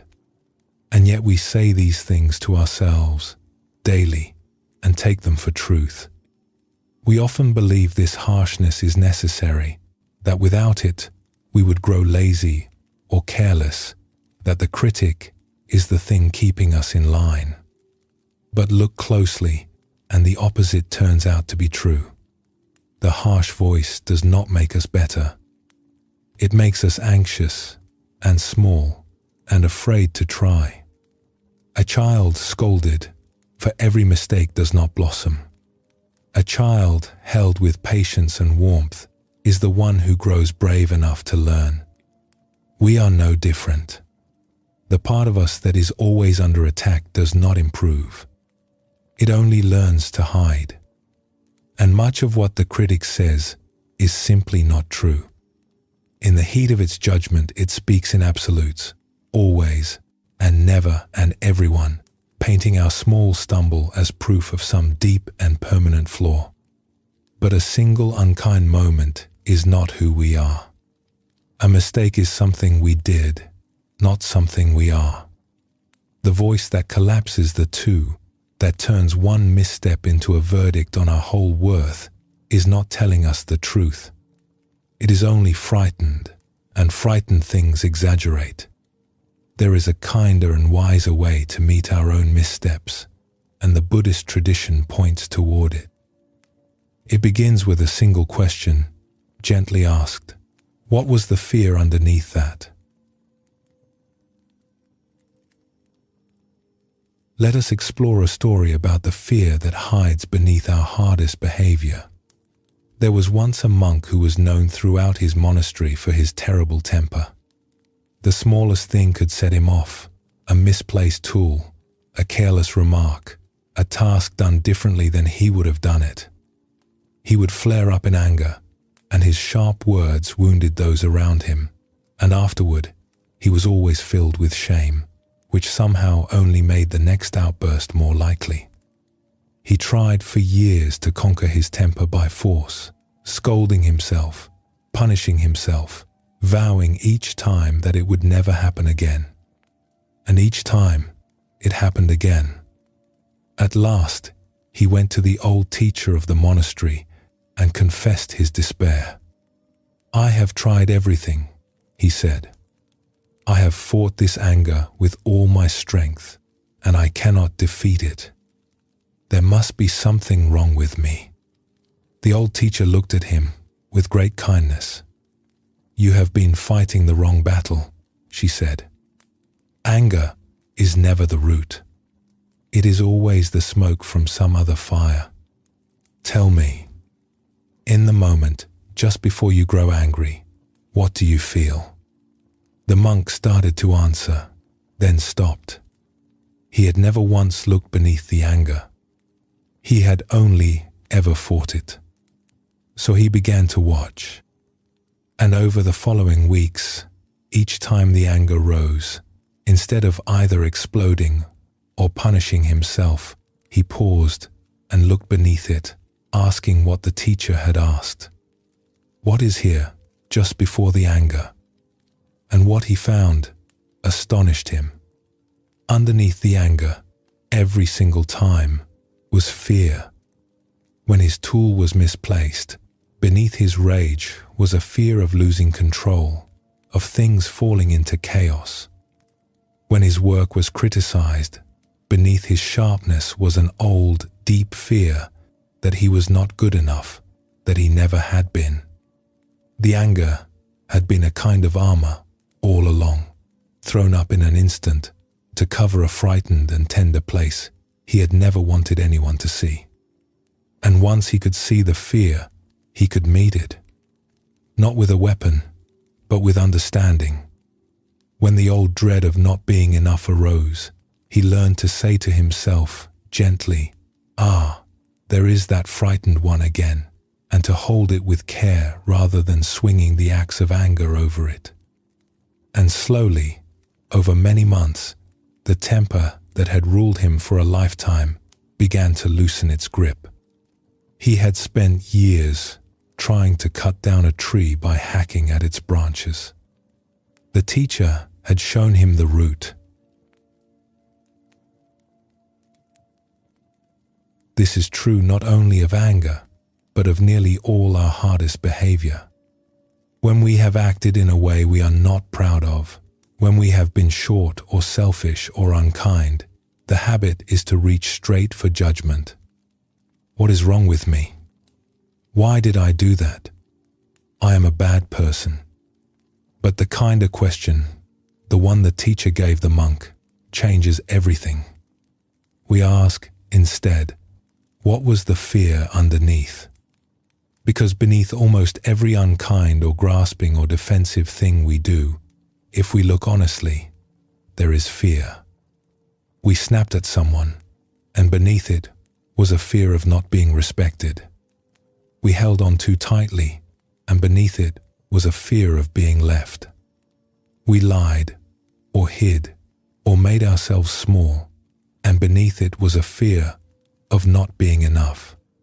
The behavior we judge so harshly is almost never the real story. It is the surface. The fear is what lies beneath. And when we find the fear, something remarkable happens. The hardness we feel toward ourselves begins to soften. It is difficult to keep condemning a frightened thing. When we see that the unkind word came from fear, that the selfish act came from some old hurt or some hidden dread, our heart cannot help but soften toward the one who was afraid. Which is to say, toward ourselves. The Buddha understood that harshness, even harshness turned inward, only deepens suffering. He taught a love that excludes no one, and he was clear that this love must include ourselves. To meet our own fear with understanding rather than condemnation is not weakness or excuse-making. It is the beginning of real change, because a frightened heart that is met with kindness can finally begin to settle, while a frightened heart that is only ever punished stays frightened and keeps acting out of its fear. There is a teaching the Buddha gave that speaks to this directly about what he called the second arrow. When something painful happens to us, he said, it is as though we are struck by an arrow. There is real pain in it, and that pain is unavoidable. This is the first arrow, and it comes simply from being alive in a world where difficult things happen. But then, most of us do something extra. We reach back, take a second arrow, and drive it into the same wound. We are hurt, and then we are angry that we are hurt.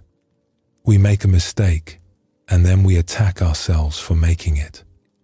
We feel sad, and then we judge ourselves for feeling sad. The first arrow, life shoots at us. The second arrow, we shoot at ourselves. And the second arrow, very often, hurts far more than the first.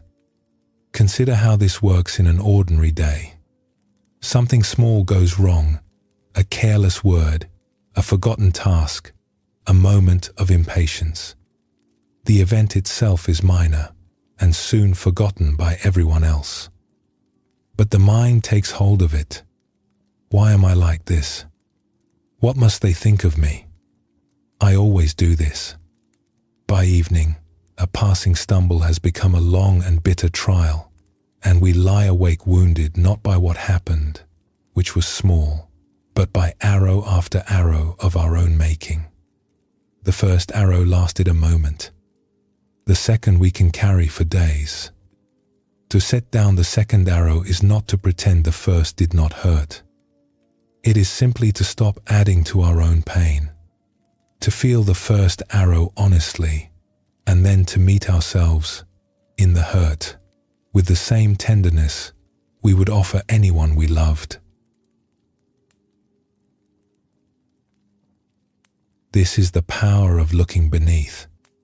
Our worst behavior and our harshest self-judgment both tend to dissolve when we stop fighting the surface and turn, with kindness, toward the frightened thing underneath. And this gift, once we have given it to ourselves, naturally extends to everyone around us. For if our own unkindness springs from fear, then so does theirs. The person who was sharp with us today, the one who cut us off, the one who let us down, each of them, somewhere beneath the surface, is a frightened heart protecting a tender place, exactly as we are. This does not mean we must accept poor treatment or pretend that harm does not matter, but it changes how we hold it. Instead of meeting the other person's hard surface with a hard surface of our own, we begin to sense the fear beneath theirs, and our heart, rather than closing, stays open. The Buddha taught a compassion that leaves no one out, and this is how it grows in us, not as a lofty ideal, but as the simple recognition that everyone we meet is, like us, a little afraid, and doing their best to feel safe in a world that does not always feel safe. And there is a deep relief that comes when we finally stop running, whether we are running from a feeling or from ourselves. So much of our suffering is the running itself, the endless effort to escape what we feel, to fix ourselves, to be other than we are. When at last we stop, when we sit down and let what is true simply be true, something settles. The Buddha pointed again and again to this. Peace is not found by getting somewhere else. It is found by arriving fully where we already are. This is the heart of what Zen points to in its love of simple sitting. Not sitting in order to achieve some special state, not striving to become a better or calmer person, but simply sitting still and letting everything be exactly as it is, including the parts of us we have spent a lifetime trying to escape. There is a Zen saying that the moment you seek something, you have already missed it. The peace we chase so hard recedes the harder we chase it, and arrives the moment we stop chasing and sit down where we are. There is an old image of a person who sits down in a forest and grows still, and after a while, the very fears they had been fleeing come and stand before them in the open. And because the person does not run and does not fight, but simply sits and regards them with a steady and kindly gaze, the fears lose their power. They are seen at last for what they are, and seen clearly, they begin to fade. What we run from chases us. What we turn and face with kindness loses its hold. So when we catch ourselves in the grip of some behavior we do not like, or in the lash of our own self-judgment, there is a gentler path than the fight. We can pause and ask what fear is hidden underneath. We can set down the second arrow we were about to fire at ourselves. And we can meet whatever we find, not as an enemy, but as a frightened part of us that has only ever wanted to feel safe, and that softens, as all frightened things do, when it is finally met with love. Rest for a moment now, and let any hardness toward yourself ease, just a little. There is no hurry here. We will carry on when you are ready.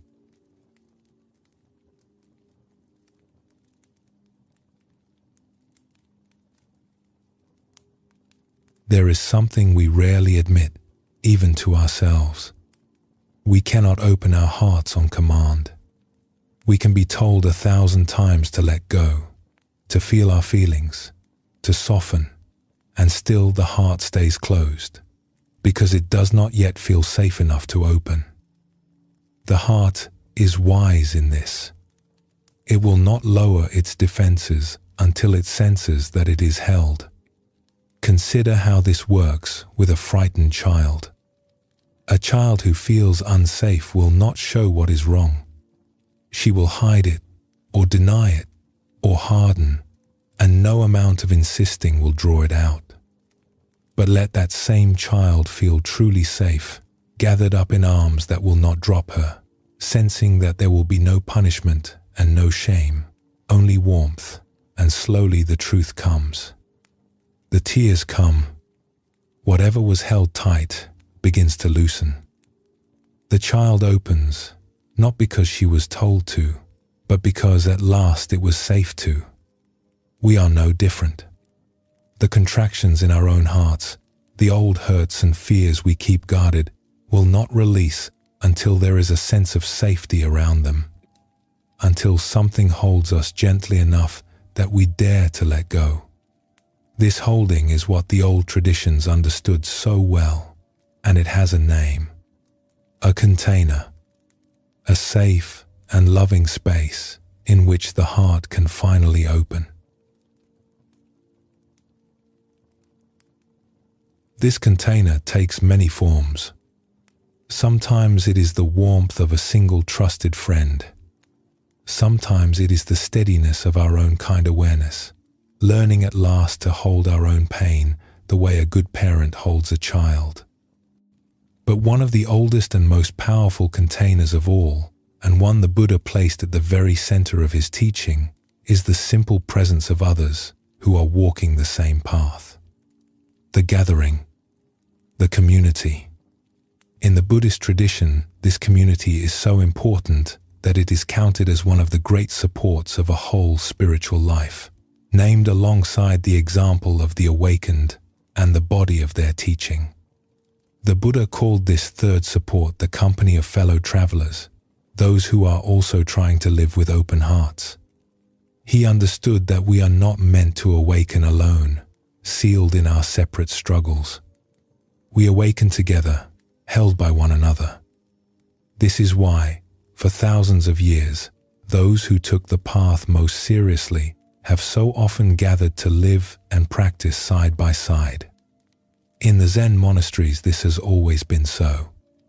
The monks sit together in the same hall, rise together before dawn, eat together in silence, and do the simple work of the day together.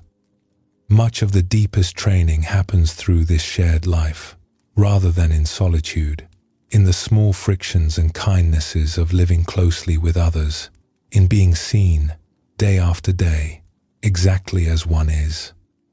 The community is not a backdrop to the practice. It is the practice. There is a moment, often told of the Buddha's life, when a beloved student remarked that he had come to believe that good companionship, the fellowship of those on the path, was half of the spiritual life. And the Buddha gently corrected him. "Not half," he said.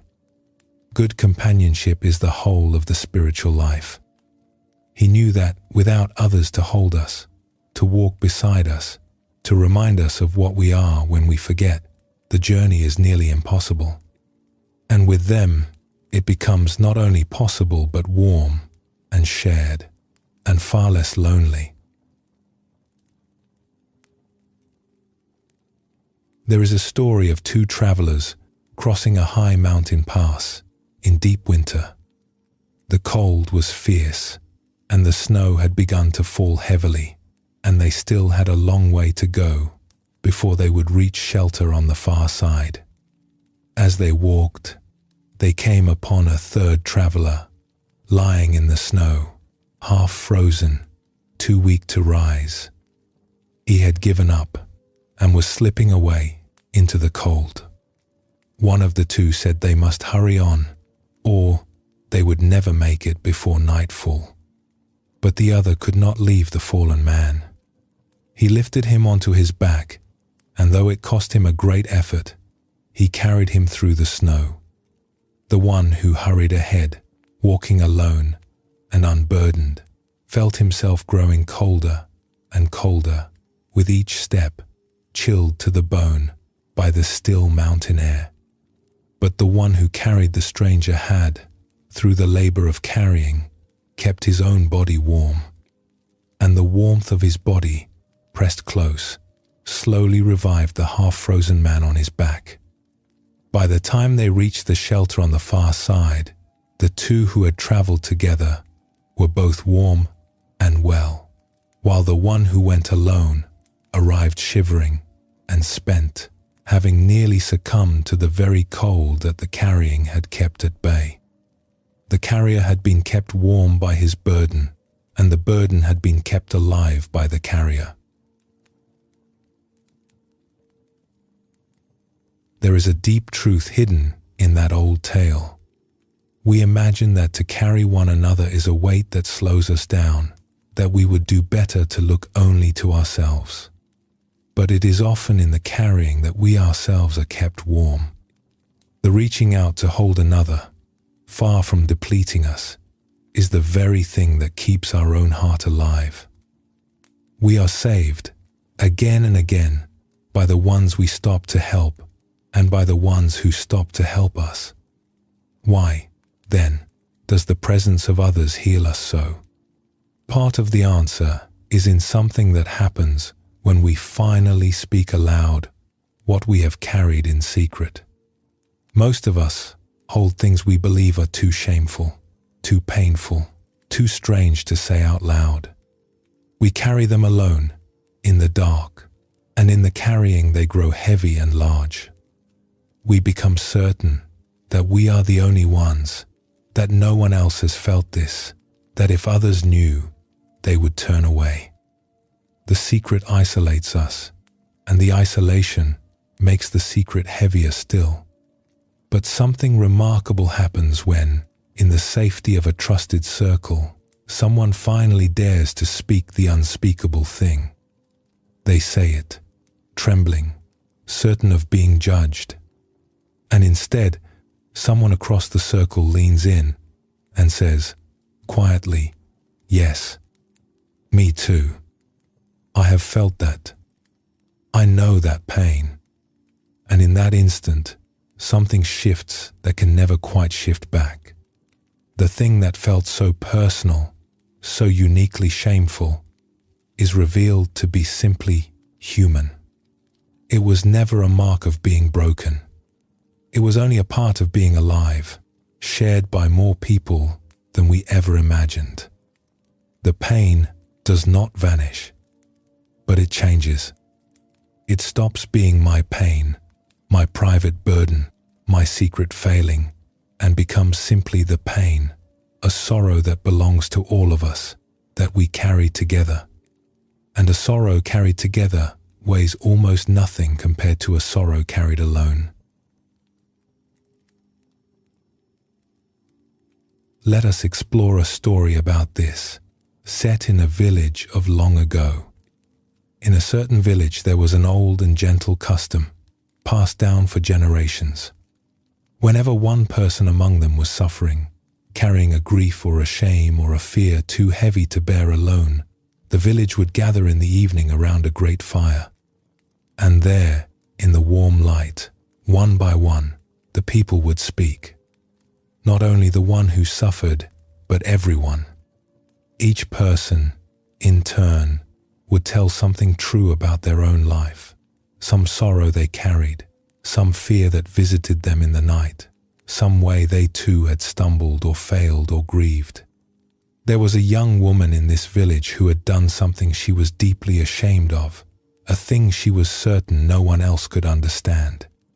She believed she was alone in it, marked, unforgivable. She dreaded the gathering. She was sure that when her turn came to speak, the others would draw back from her in judgment. But as the fire burned and the circle went on, she listened. And she heard the eldest and most respected man in the village speak of a fear that had haunted him his whole life, the very kind of fear she thought was hers alone. She heard a woman she had always admired confess to a sorrow much like her own. One after another, in the firelight, her neighbors laid down the very burdens she had believed only she carried. And by the time her turn came, she found she was no longer afraid. She spoke her truth, simply, and as she did, she watched the faces around the fire soften with recognition rather than harden with judgment. Heads nodding, eyes warm with understanding. Yes, those faces said, "We know. We have been there too." She walked home that night feeling something she had not felt in years. Lighter, held, no longer alone with the thing she had carried. It had not disappeared, but it had been set down, for a while, in the middle of that circle, where many hands could hold it. And she understood at last why the old custom had survived so long. It was not that speaking made the suffering vanish. It was that speaking, in the presence of others who understood, took away the loneliness that had made the suffering unbearable. This is the gift of true community, and it is why the Buddha treasured it so.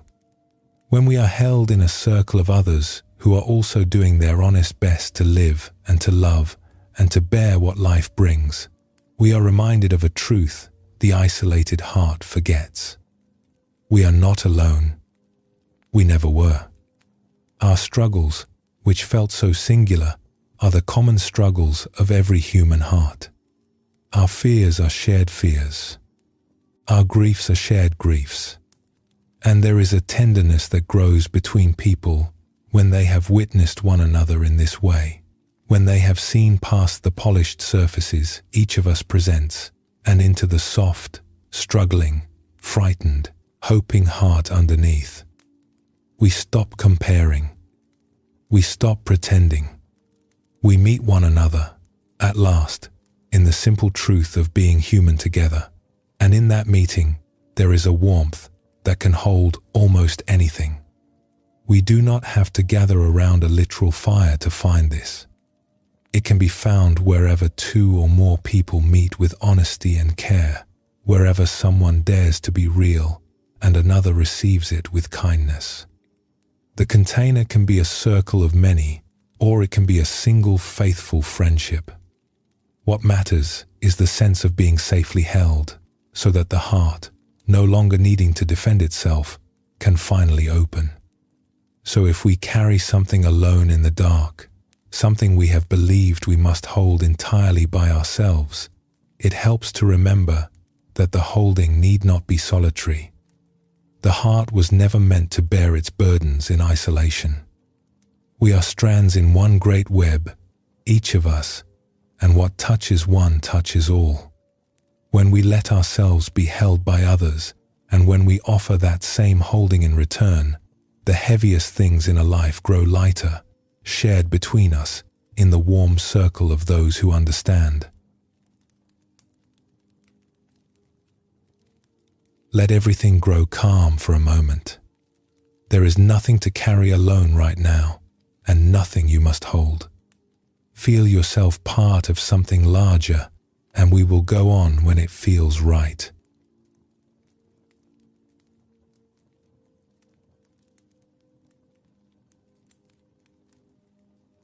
Sometimes a feeling arrives that is simply bigger than we feel ready for. A sadness heavier than we know what to do with. A wave of worry that seems to fill the whole mind. An anger or a hurt that feels too large to hold. When a feeling grows this big, our first instinct is usually to push against it, to try to make it go away, to get the better of it somehow. And this rarely brings the peace we hope for. The harder we struggle against a strong feeling, the stronger it tends to become. We know this struggle well. Sorrow rises in us, and we tell ourselves we should not feel this way, and the sorrow only presses closer. Frustration stirs, and we clamp down on it, and it simmers beneath the surface and slips out sideways. Worry visits in the quiet hours, and we argue with it and try to reason it away, and it only settles in more firmly. Most of us have spent an evening or two like this, gently at war with our own heart, and woken no more at peace than before. The Buddhist tradition points toward a different way, one that can seem strange at first. Instead of meeting these difficult feelings with force, we learn to meet them with tenderness. Instead of barring the door against them, we learn to welcome them in. This is not weakness, and it is not surrender. It is something far wiser. For our hardest feelings, when we look closely, are very often frightened, weary things that have only come to be received. And a frightened thing cannot be driven away by force. It can only be comforted. Let us explore a story that holds this teaching, set in a mountain village long ago. In that village, there lived a woman who was visited, again and again, by a heavy sorrow. It would arrive without warning, often in the evening, and knock at her door. And each time it came, she did everything she could to keep it out. She barred the door and pressed her back against it. She covered her ears so as not to hear the knocking. She lit every lamp in the house and busied herself with 100 small tasks, hoping that if she ignored the visitor long enough, it would give up and go away. But it never did. The sorrow would wait outside her door all night, knocking, and she would lie awake on the other side, exhausted from holding the door shut, until by morning she was more worn out than the sorrow itself. And the strange thing was that the harder she fought to keep it out, the longer it seemed to stay. Some nights, it would linger for days, and she grew thin and weary from the endless effort of barring her door against it. At last, worn down, she walked up the hill to the hut of an old teacher who lived above the village, a woman said to have a peaceful heart. She told her everything, how the sorrow came, how she fought it, how it would not leave. The old teacher listened and poured 2 cups of tea and was quiet for a while. Then she said something the woman did not expect. "The next time your visitor knocks," she said, "do not bar the door. Open it. Invite the sorrow in. Offer it a seat by the fire and pour it a cup of tea and simply sit with it as you would sit with any tired traveler who had come a long way. You need not entertain it. You need not do anything at all. Only let it be here and keep it company until it is ready to go." The woman was afraid. To open the door to the very thing she had spent so long keeping out seemed the most frightening thing in the world. But she was too tired to keep fighting, and so that evening, when the familiar knock came, she did as the teacher had said. With trembling hands, she opened the door. And there stood the sorrow, smaller than she had imagined, and warier than she had imagined, looking almost relieved to be asked in at last. She set a chair for it by the fire. She poured it a cup of tea, and then she sat beside it, and did not fight, and did not flee, and let it simply be there with her, in the warm light. And a remarkable thing happened. The sorrow, no longer met with a barred door, began to ease. It sat with her quietly for a time, and was not nearly so terrible up close as it had seemed through the locked door. And after a while, having been received instead of resisted, it rose and thanked her and went gently on its way. It still returned from time to time, for that is the way of sorrows. But the woman was never again afraid of the knock at her door. She had learned that what asked to come in had only ever wanted to be received, and that once welcomed, it would always, in time, move on. There is a wisdom in that old story that many of us spend years learning. The woman discovered, as we all must, that the feeling at her door was never an enemy to be shut out. It was a tired traveler that had only come to be received. And what no bolted door could accomplish, a cup of tea and a seat by the fire could. So it is with our own difficult feelings. The sorrow that arrives unbidden, the worry that knocks in the night, the hurt that will not seem to leave, these are not enemies. They are the visitor in the old story. And each of them, if we meet it instead of fleeing it, turns out to be far less fearsome up close, and to be asking only to be let in. When we stop fighting these feelings and turn toward them with a welcoming heart, something unexpected happens. The very feeling we believed we could not bear begins to ease. It was never asking to be defeated. It was only asking to be received. The Buddha taught that hatred is never ended by hatred, that anger is never healed by more anger, and that only love can finally heal what troubles us. We tend to hear this as a teaching about how to treat other people, and it is. But it is just as true of how we treat the difficult things inside ourselves. We cannot hate our own sorrow into leaving. We cannot bar the door against our own fear and expect it to give up and go. The fighting only keeps it waiting on the doorstep. It is only the open door, only the turning toward our own troubled heart with tenderness that allows the feeling, at last, to be received and then to move on. Imagine someone lying awake at night, visited by a wave of worry. The old way is to fight it, to lie there arguing with the fear, growing cross at oneself for being so unsettled, until both the worry and the weariness have only grown.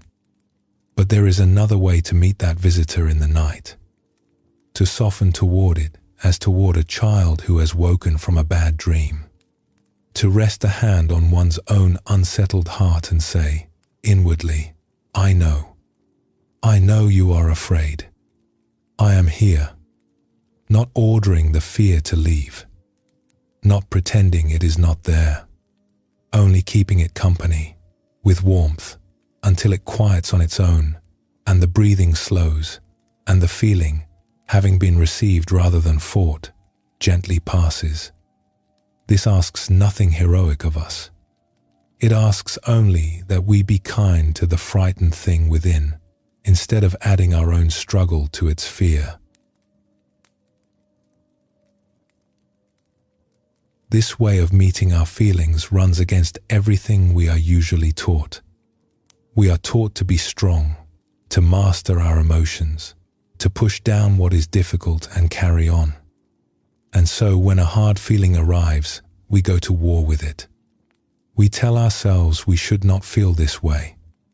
We try to crush it, to argue it away, to overpower it with willpower. And like the woman holding her door shut through the night, we exhaust ourselves in a struggle that cannot be won that way.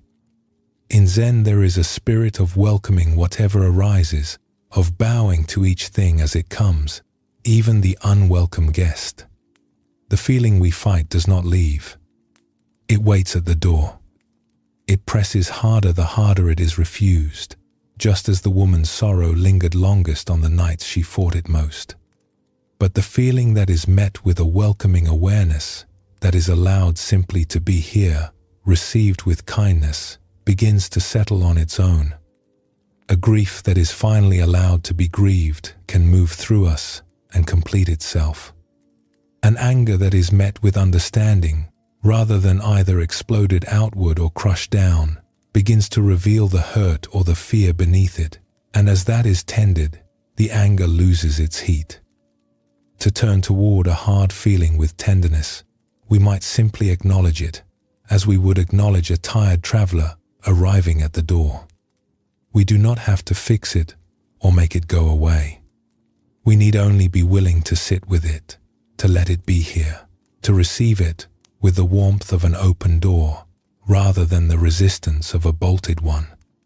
And in being met this way, the feeling, like the visitor in the story, grows calmer and eases, and in time takes its leave of its own accord. It helps to remember that a feeling, however vast, is not the whole of us. We are the sky, and the feeling is the weather moving across it. A storm can fill the entire sky for a time, dark and thunderous, and still the sky itself is never harmed by the storm, and remains when the storm has passed. When we meet a great feeling with the spaciousness of awareness, we are remembering that we are the sky and not only the storm. The grief is real, and it is allowed to rage and pour. But there is something in us larger than the grief, something that can hold it, the way the sky holds the weather, without being torn apart. There is one more piece to this story that is easy to miss. The woman did not make herself larger than her sorrow, nor did she make the sorrow smaller. She simply became more welcoming than she was afraid. Her willingness to open the door was wider than her fear of what stood behind it.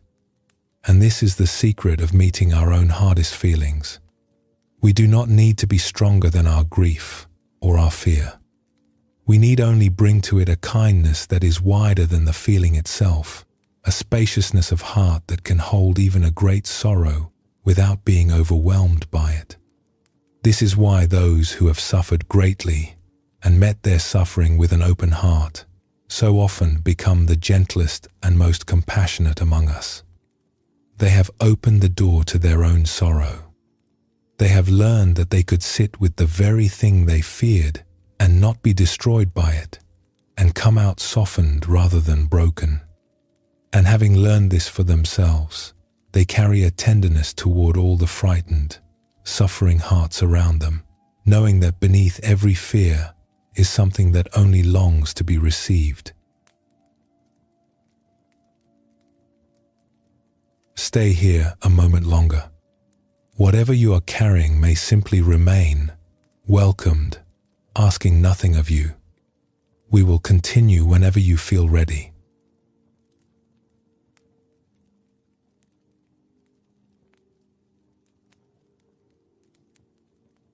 There is a kind of love that does not wait to be deserved. It does not ask what someone has accomplished, or whether they have been good enough, or whether they have earned a place in our hearts. It simply wishes them well, the way one might wish warmth to a stranger passing in the cold. In the Buddhist tradition, this love has a name. It is called metta, often translated as loving kindness, and it is considered one of the most healing forces a human heart can learn to offer. What makes this love so remarkable is how wide it reaches. It begins close to home, with those we already cherish, and then it widens, slowly, to include people we hardly know, and then even those we find difficult, and at last all living things everywhere, without exception. It is a love with no edges, a warmth that leaves no one outside. There is something quietly revolutionary in this. We are used to a love that is earned and exchanged, given to those who give to us, withheld from those who have wronged us. But the love the Buddha pointed to asks for nothing in return and sets no conditions. It is closer to the warmth of the sun, which falls on everyone alike, the kind and the unkind, the grateful and the indifferent, without choosing. To wish another person well, simply because they too know what it is to suffer and to long for happiness, is to step outside the endless bookkeeping of who deserves what and into a freedom that turns out to be its own deep reward. And there is one person this love must include who is, for many of us, the very hardest to reach: ourselves. Most of us find it far easier to offer kindness outward than to turn it inward.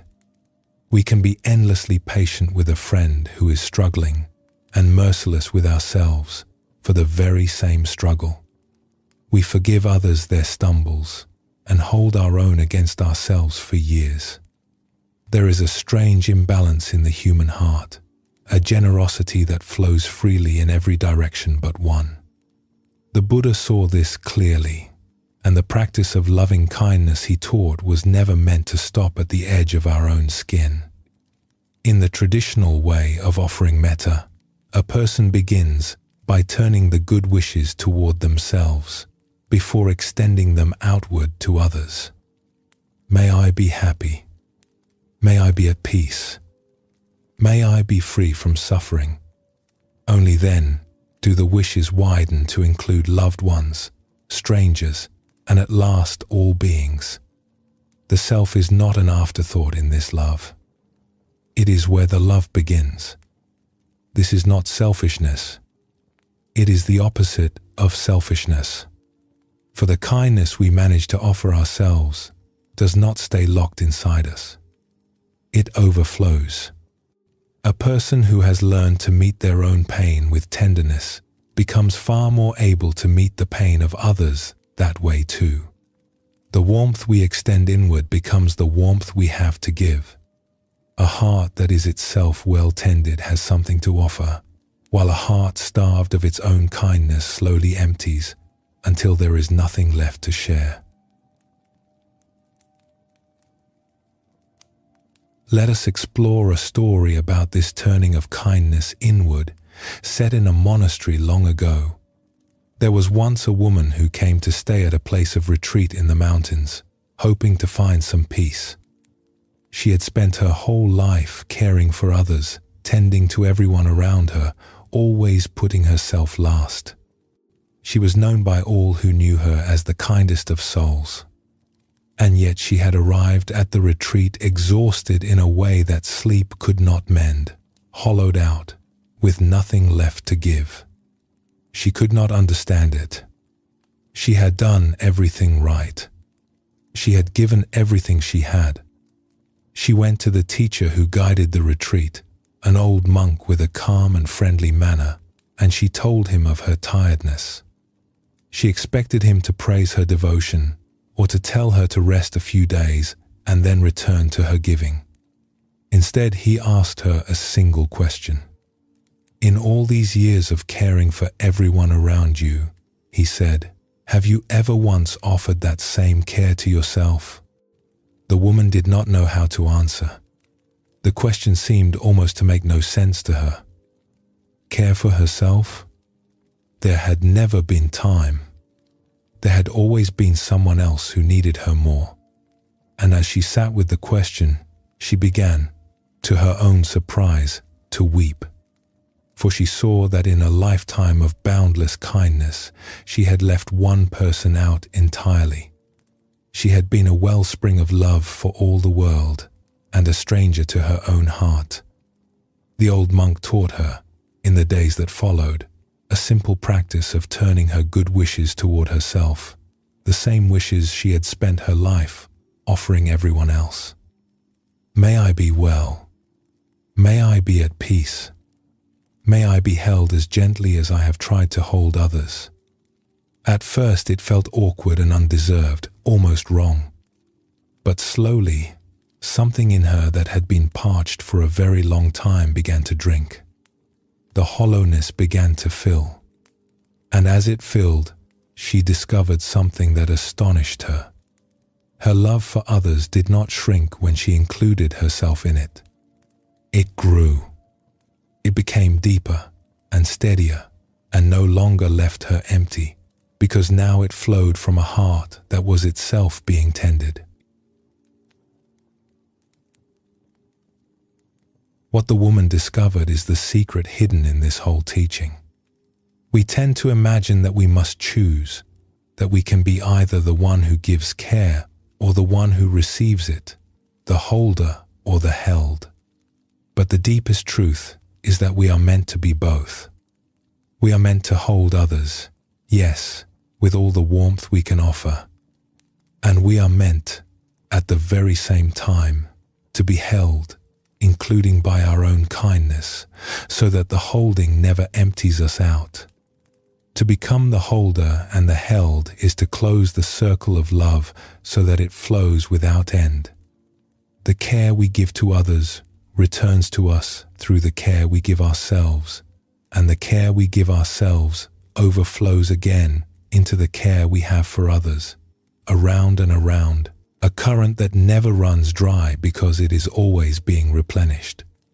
And we are not only held by our own kindness, we are held too by the love of others, by the company of those who walk beside us, by the great compassion that the traditions speak of, by the simple steadiness of the earth beneath us, and the breath that comes and goes without our asking.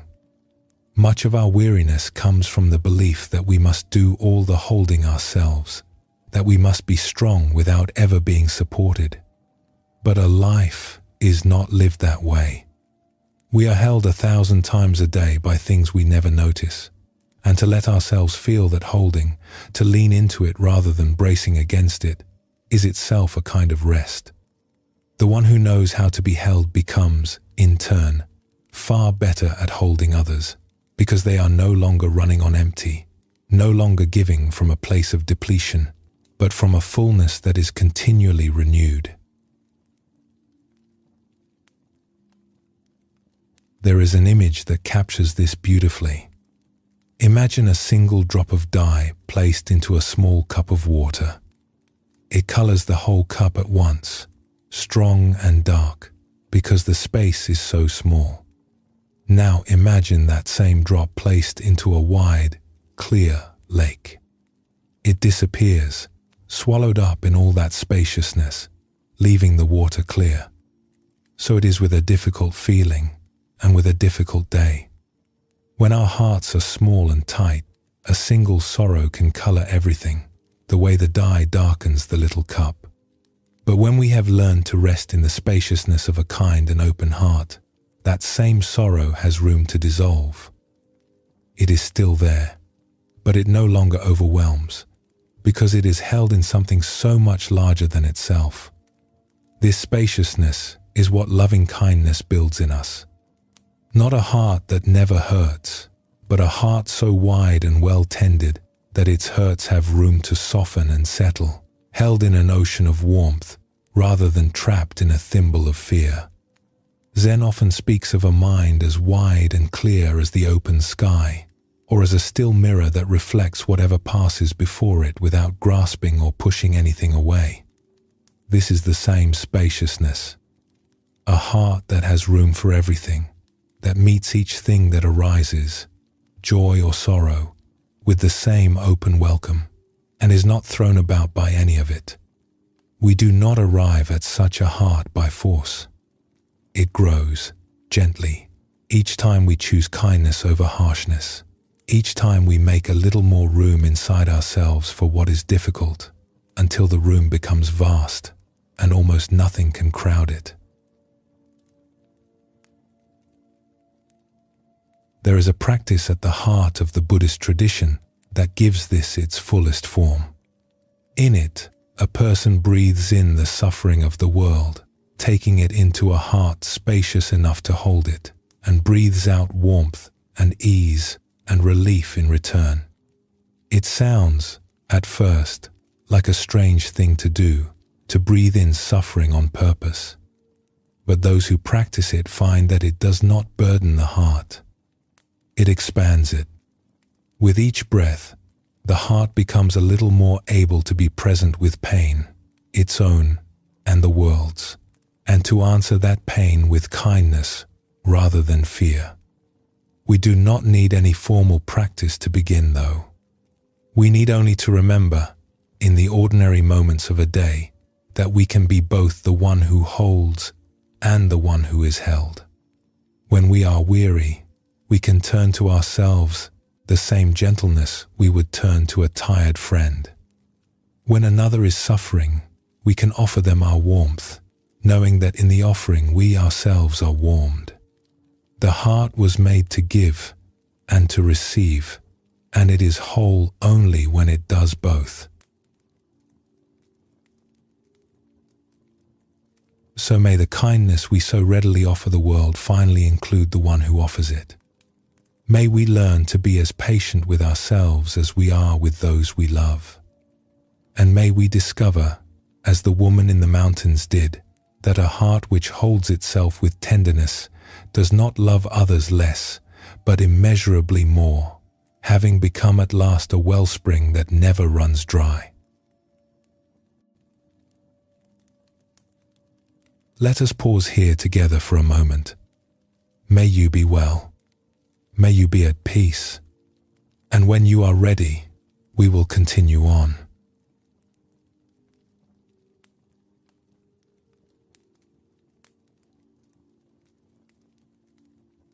We have traveled a long way together. We began by remembering who we are in our best moments, and we have wandered since through fear and tenderness, through the courage to stay present, through the kindness we so often forget to turn upon ourselves. And now we come to the close, which is not really an ending but a kind of gathering, a drawing together of everything we have touched along the way. Along this path we have met many things: the small and frightened self, and the larger life it forgets it belongs to, the fear that hides beneath so much of what we do, and the tenderness that waits beneath the fear. We have learned that what we turn toward with kindness can soften and pass, and that what we run from only follows us. We have seen that we need not carry our burdens alone, and that the love we give the world is meant to include the one who gives it. Each teaching was a different doorway, but every doorway opened onto the same room. For all of these teachings, in the end, point toward a single thing. They point us home. Home to the larger life we belong to, home to the open heart beneath our fear, home to one another. The whole journey has been, in a sense, a long remembering of something we already knew deep down before we ever set out. There is an old Zen story that holds this perfectly, and it has been told for many centuries. A man went searching far and wide for his ox. It had wandered off, he believed, and was lost somewhere in the hills, and so he set out to find it.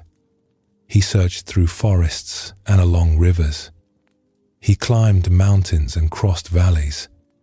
He asked everyone he met whether they had seen his missing ox. For a long time he found nothing and grew weary and discouraged, certain the ox was gone for good. But the truth, which he came to see only slowly, was that the ox had never been lost at all. In his searching, he had simply overlooked what was nearest to him. And in the end, he came to understand that the very ox he had been seeking across all those miles had been carrying him the whole time. He had been riding it all along. This is one of the oldest teachings there is. What we go searching for, so often, is the very thing we already have. We look everywhere for peace, for belonging, for our own true nature, certain it lies somewhere we have not yet reached, in some teaching we have not yet learned, in some place we have not yet traveled. And all the while, the thing we seek is carrying us. It was never lost. We had only forgotten to notice it, right here, beneath us, closer than our own breath. How much of a life is spent in that searching? We tell ourselves we will be at peace once we have reached the next thing, solved the next problem, become a little different than we are. And when we arrive, the peace is not there, for it was never waiting at the destination. It was the still ground beneath all our striving, available in any moment. We grew quiet enough to feel it. The man did not need to find his ox. He needed only to notice that he was already riding it. And we do not need to journey anywhere to find what we have been seeking. We need only to pause and grow still and remember what was carrying us all along. So everything we have spoken of has not been about acquiring something new. It has been about remembering something old. The peace was always here. The open heart was always here. The belonging to a larger whole was never something we had to earn or build. It was the ground we were standing on the entire time. We had simply forgotten, for a little while, how much larger we are than the small and separate self we took ourselves to be. The Buddha, near the end of his life, is said to have left his students with a few simple words. "Be a light unto yourselves," he told them. He did not say to depend forever on him or on any teacher. He pointed them back to what they already carried within. The light they needed was not somewhere outside, in him or in his teaching alone. It was already lit within each of them, waiting only to be remembered. And yet, though the light is within us, we are not meant to carry it alone. This is the last and perhaps the gentlest of all the teachings. We need one another. We are held and we hold in return, and the journey is meant to be shared. There is a beautiful image of an old wooden water wheel beside a flowing river. The wheel sits in the current, and as the water comes to it, it does not clutch the water or try to hold on. It receives each cupful, lets the weight of it turn the wheel, and then pours it out again below and turns to receive the next. In this way, the wheel is always full and always emptying, always receiving and always giving, and because of this it never stops turning, and the water it lifts goes on to nourish the fields beyond.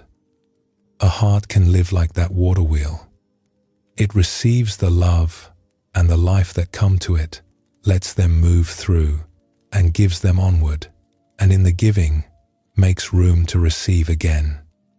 A wheel that tried to grasp and keep the water would soon grow heavy and motionless. It is only the constant flow, the receiving and the giving both, that keeps it turning and keeps it alive. And so it is with us. We take in the kindness of others and the gifts of each day, and we let them move through us and out into the world. And in that endless turning we are nourished, and we nourish, and nothing is ever used up. None of what we have spoken of lives in grand moments. It lives in small ones. It lives in the pause we take before answering sharply, in the breath we draw when a hard feeling arrives, in the moment we choose to be gentle with ourselves rather than harsh. It lives in the willingness to let someone help us, and in the small kindness we offer a stranger. These teachings are not meant to be kept on a high shelf and admired. They are meant to be lived quietly in the ordinary hours where almost no one will see, and we will forget them. Let that be said plainly. We will return to our old habits, our fear, our hurry, our harshness, again and again. This is not failure. It is simply being human. The whole of this path is a remembering, and remembering is something we do not once, but 1,000 times, returning whenever we notice we have wandered to what we know in our deepest heart to be true. Each return is enough. We do not have to hold the thread perfectly. We have only to take it up again, kindly, each time it slips from our hands. This is why, of all the things that might be said in closing, the simplest may be the truest. Stay together. Lean on one another. Let us allow ourselves to be held when we are weary, and hold others when they are. None of us was ever meant to walk the whole way alone, and the path is warmer and far more possible when we walk it side by side. The Buddhist tradition has always known this. It speaks of awakening not as a solitary achievement, but as something we move toward together, supported by those who walk before us, beside us, and after us. We are like travelers on a long road at night, each carrying a small lantern. Alone, each light is faint. But when we walk close together, the many small lights become one warm glow, and the road ahead grows clear, and no one has to find their way in the dark. There are 3 things, the old teaching says, that we can always lean on when our own strength runs low. The example of those who have walked this way before us and found peace, showing us that it can be done. The wisdom they left behind, like a lamp passed hand to hand across the centuries, lighting our way. And the simple companionship of fellow travelers, those walking beside us now, who understand because they are carrying their own lanterns through the same dark. These are not distant or lofty things. They are as near as a remembered story, a few wise words recalled at the right moment, a friend who sits with us when the night feels long. Whenever we feel we cannot go on alone, we can remember that we are not alone and never have been. So much is holding us, if only we will let ourselves feel it. So, as we come to rest at the end of this journey, let us carry a few simple things with us. That we are larger than our fear. That our tender hearts are not a weakness but the very best of us. That the difficult feelings we meet with kindness will soften and pass. That we ourselves deserve the same gentleness we so freely give to others. And that we are not, and never were, alone. Whatever brought any of us here, whatever we are carrying, may it rest a little easier now. May we remember, in the quiet that follows, who we have always been beneath it all. And may we know, wherever we find ourselves, that we belong to something vast and warm and unbreakable, and that we are held. Stay together, friends. May we be a light unto ourselves and to one another. And may we rest now, knowing that the peace we have been seeking was, all along, already here. Let us rest here together for one last moment. Let everything be just as it is, nothing to do, nowhere to be. And when you are ready, we will move gently toward our close.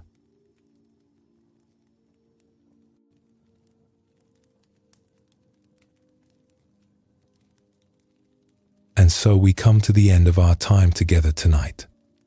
There is nothing left to do now. Nothing to understand, nothing to remember, nothing to hold on to.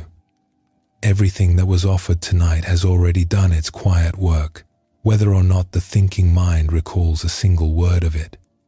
The heart hears what it needs to hear, in its own way, and keeps it. So there is no need to grasp after any of it. It is already yours. There is something about wisdom that the Zen tradition understood well, and that is easy to miss. It is not gathered the way we gather facts, stored up and counted and kept. It is more like water sinking into dry earth. We do not see where it goes, and we cannot point to it afterward, and yet the ground is changed by it, made ready to bring forth something living when the season turns. The truest things we learn are like this. They disappear into us, and we forget we ever heard them, and then one day, in the middle of an ordinary trouble, they rise up from somewhere within and meet us exactly when we need them. So if tonight feels already half forgotten, that is no loss. What matters has gone where it needed to go. There is an old image from the East that the mind is like a pool of water. When the water is stirred up, churned by wind and movement, it grows cloudy, and we cannot see down into it at all. The mud rises and swirls, and everything becomes murky and dim. And there is a great temptation, when the water is cloudy, to reach in and try to fix it, to grab at the mud, to stir it this way and that in an effort to make it clear. But anyone who has tried this knows it only makes the water cloudier still. The water does not become clear by our effort. It becomes clear by being left alone.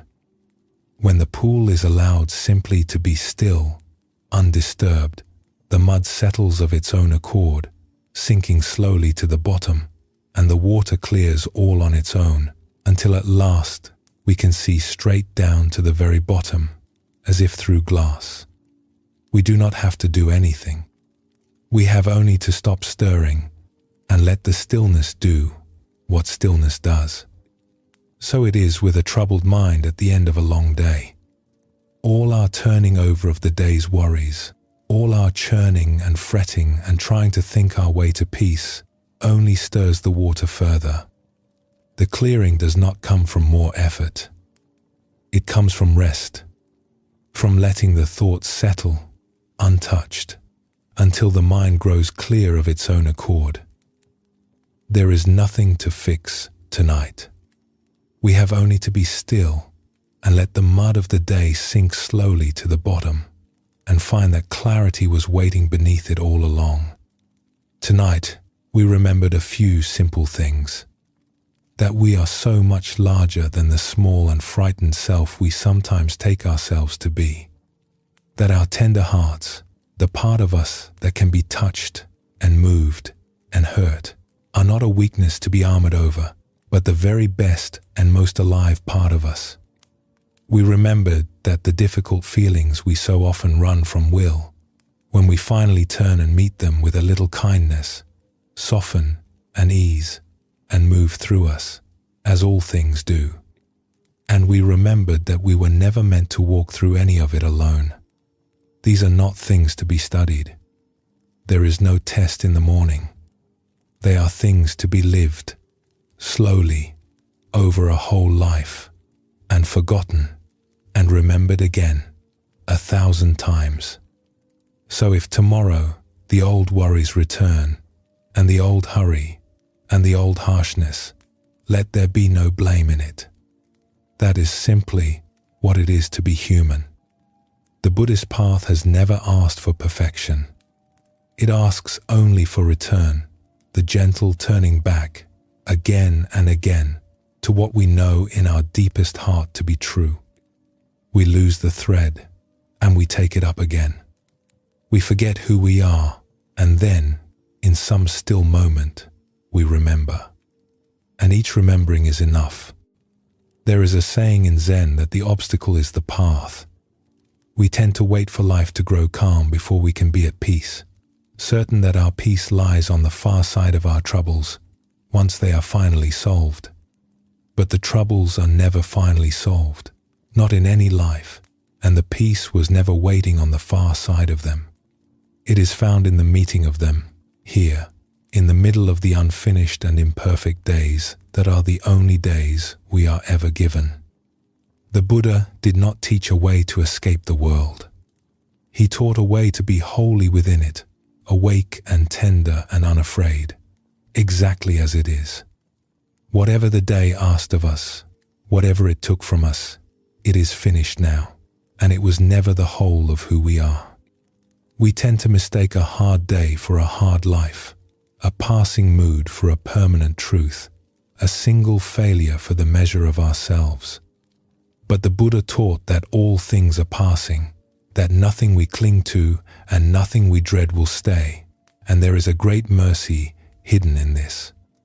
The worries that loom so large tonight will look smaller by morning, and smaller still in a month, and one day we will not remember them at all. They are weather moving through. We do not have to settle anything tonight, or solve anything, or carry anything forward. The day can be set down simply by understanding that it was only a day, one of the many thousands of an ordinary life, and that none of them, however hard, was ever the truth of us. What we are runs deeper than any single day could reach.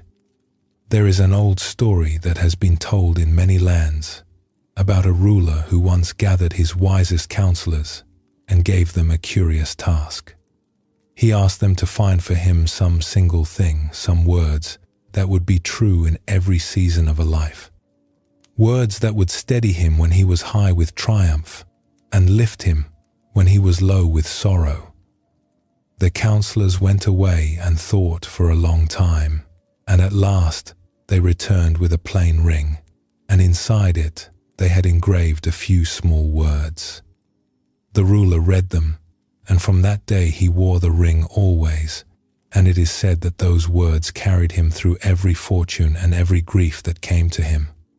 The words were simply these: "This too shall pass." When his armies won, and the whole city rejoiced, and he felt himself the greatest of men, he would look at the ring and read the words and remember not to be carried away, for this too would pass.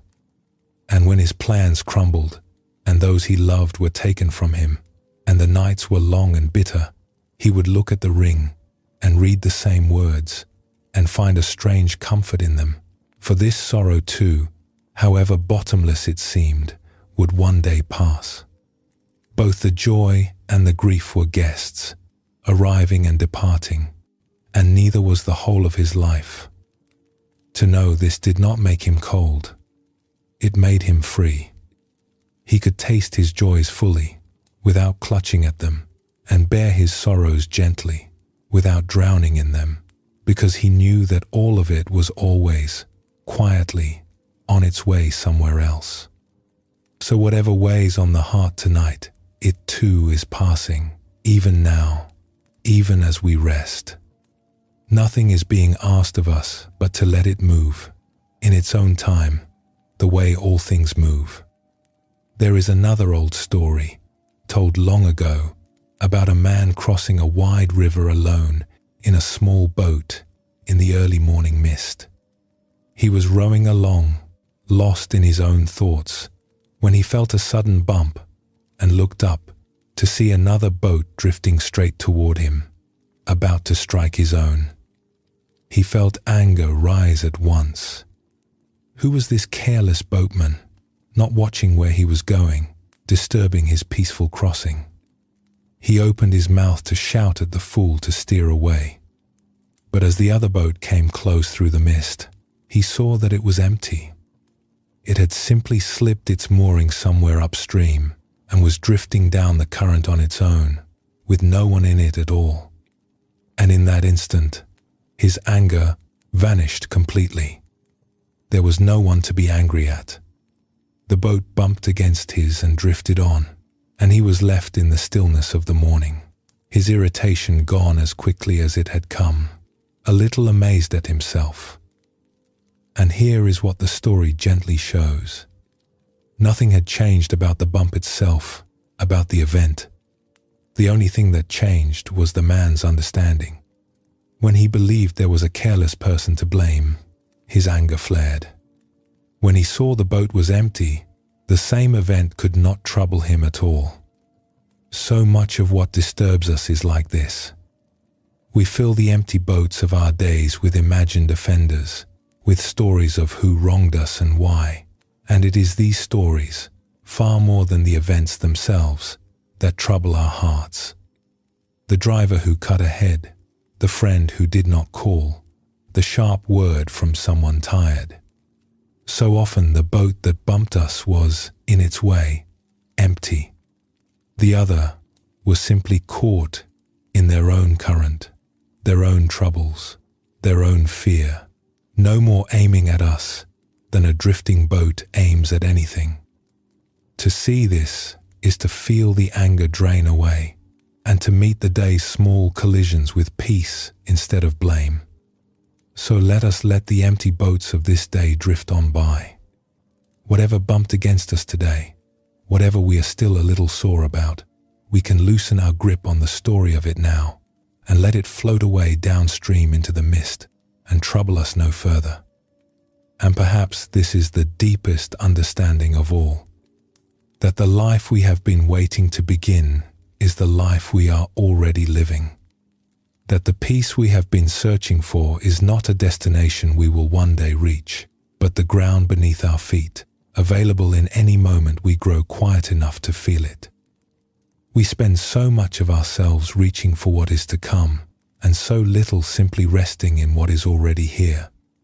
Yet here is the only place peace has ever been found, and now is the only time anyone has ever found it.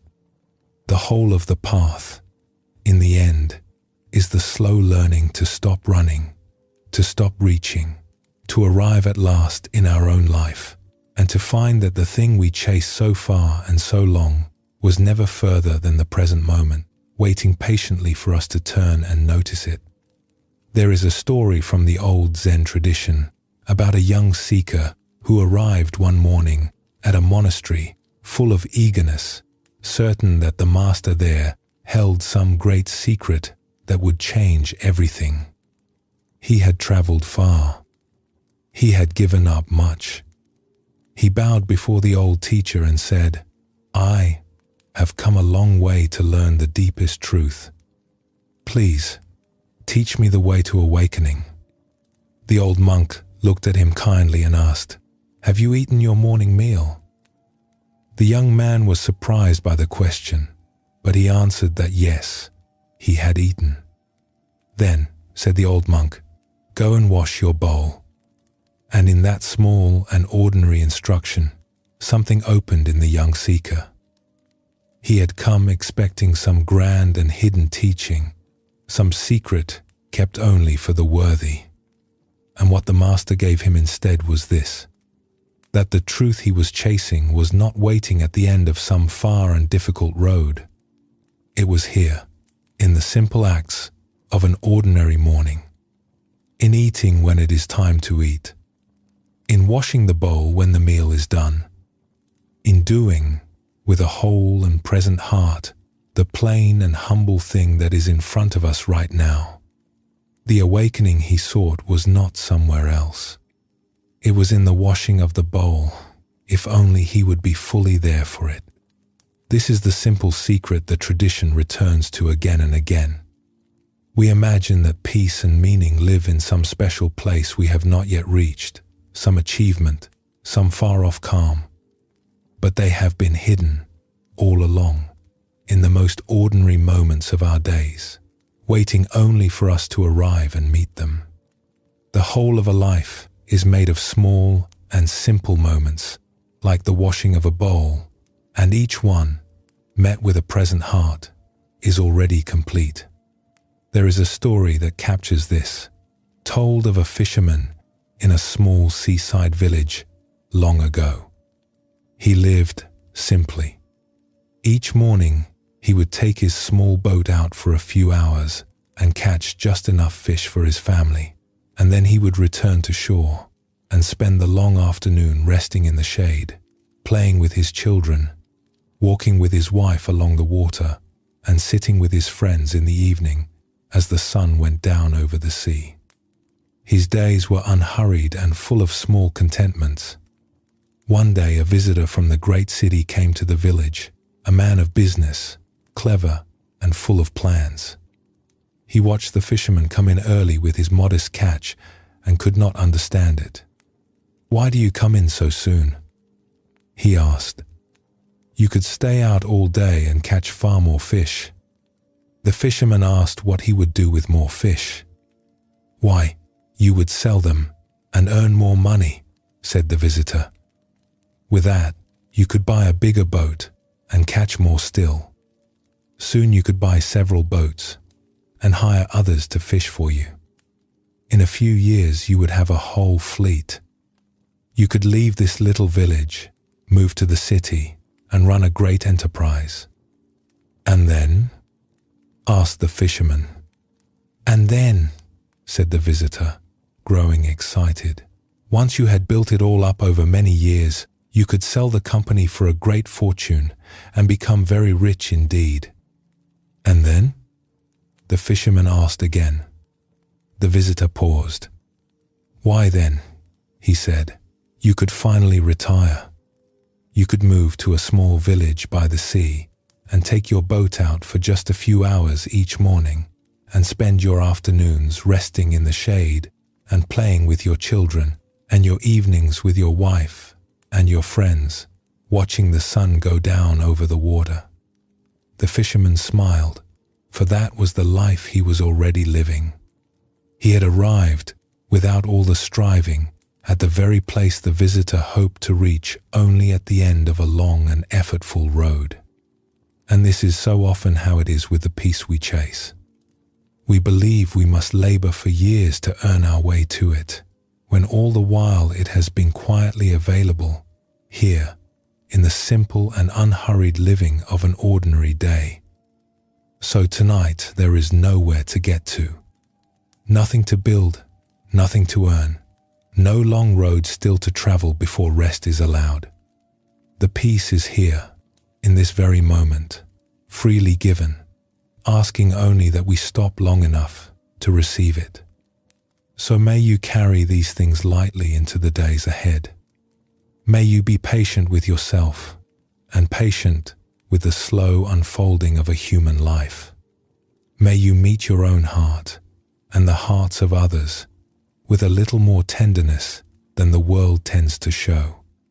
And may you remember, when the nights are long, that you belong to something vast and warm and unbreakable, that you are not alone, and that the peace you have been searching for was, all along, already here, closer than your own breath. Thank you for spending this time here tonight.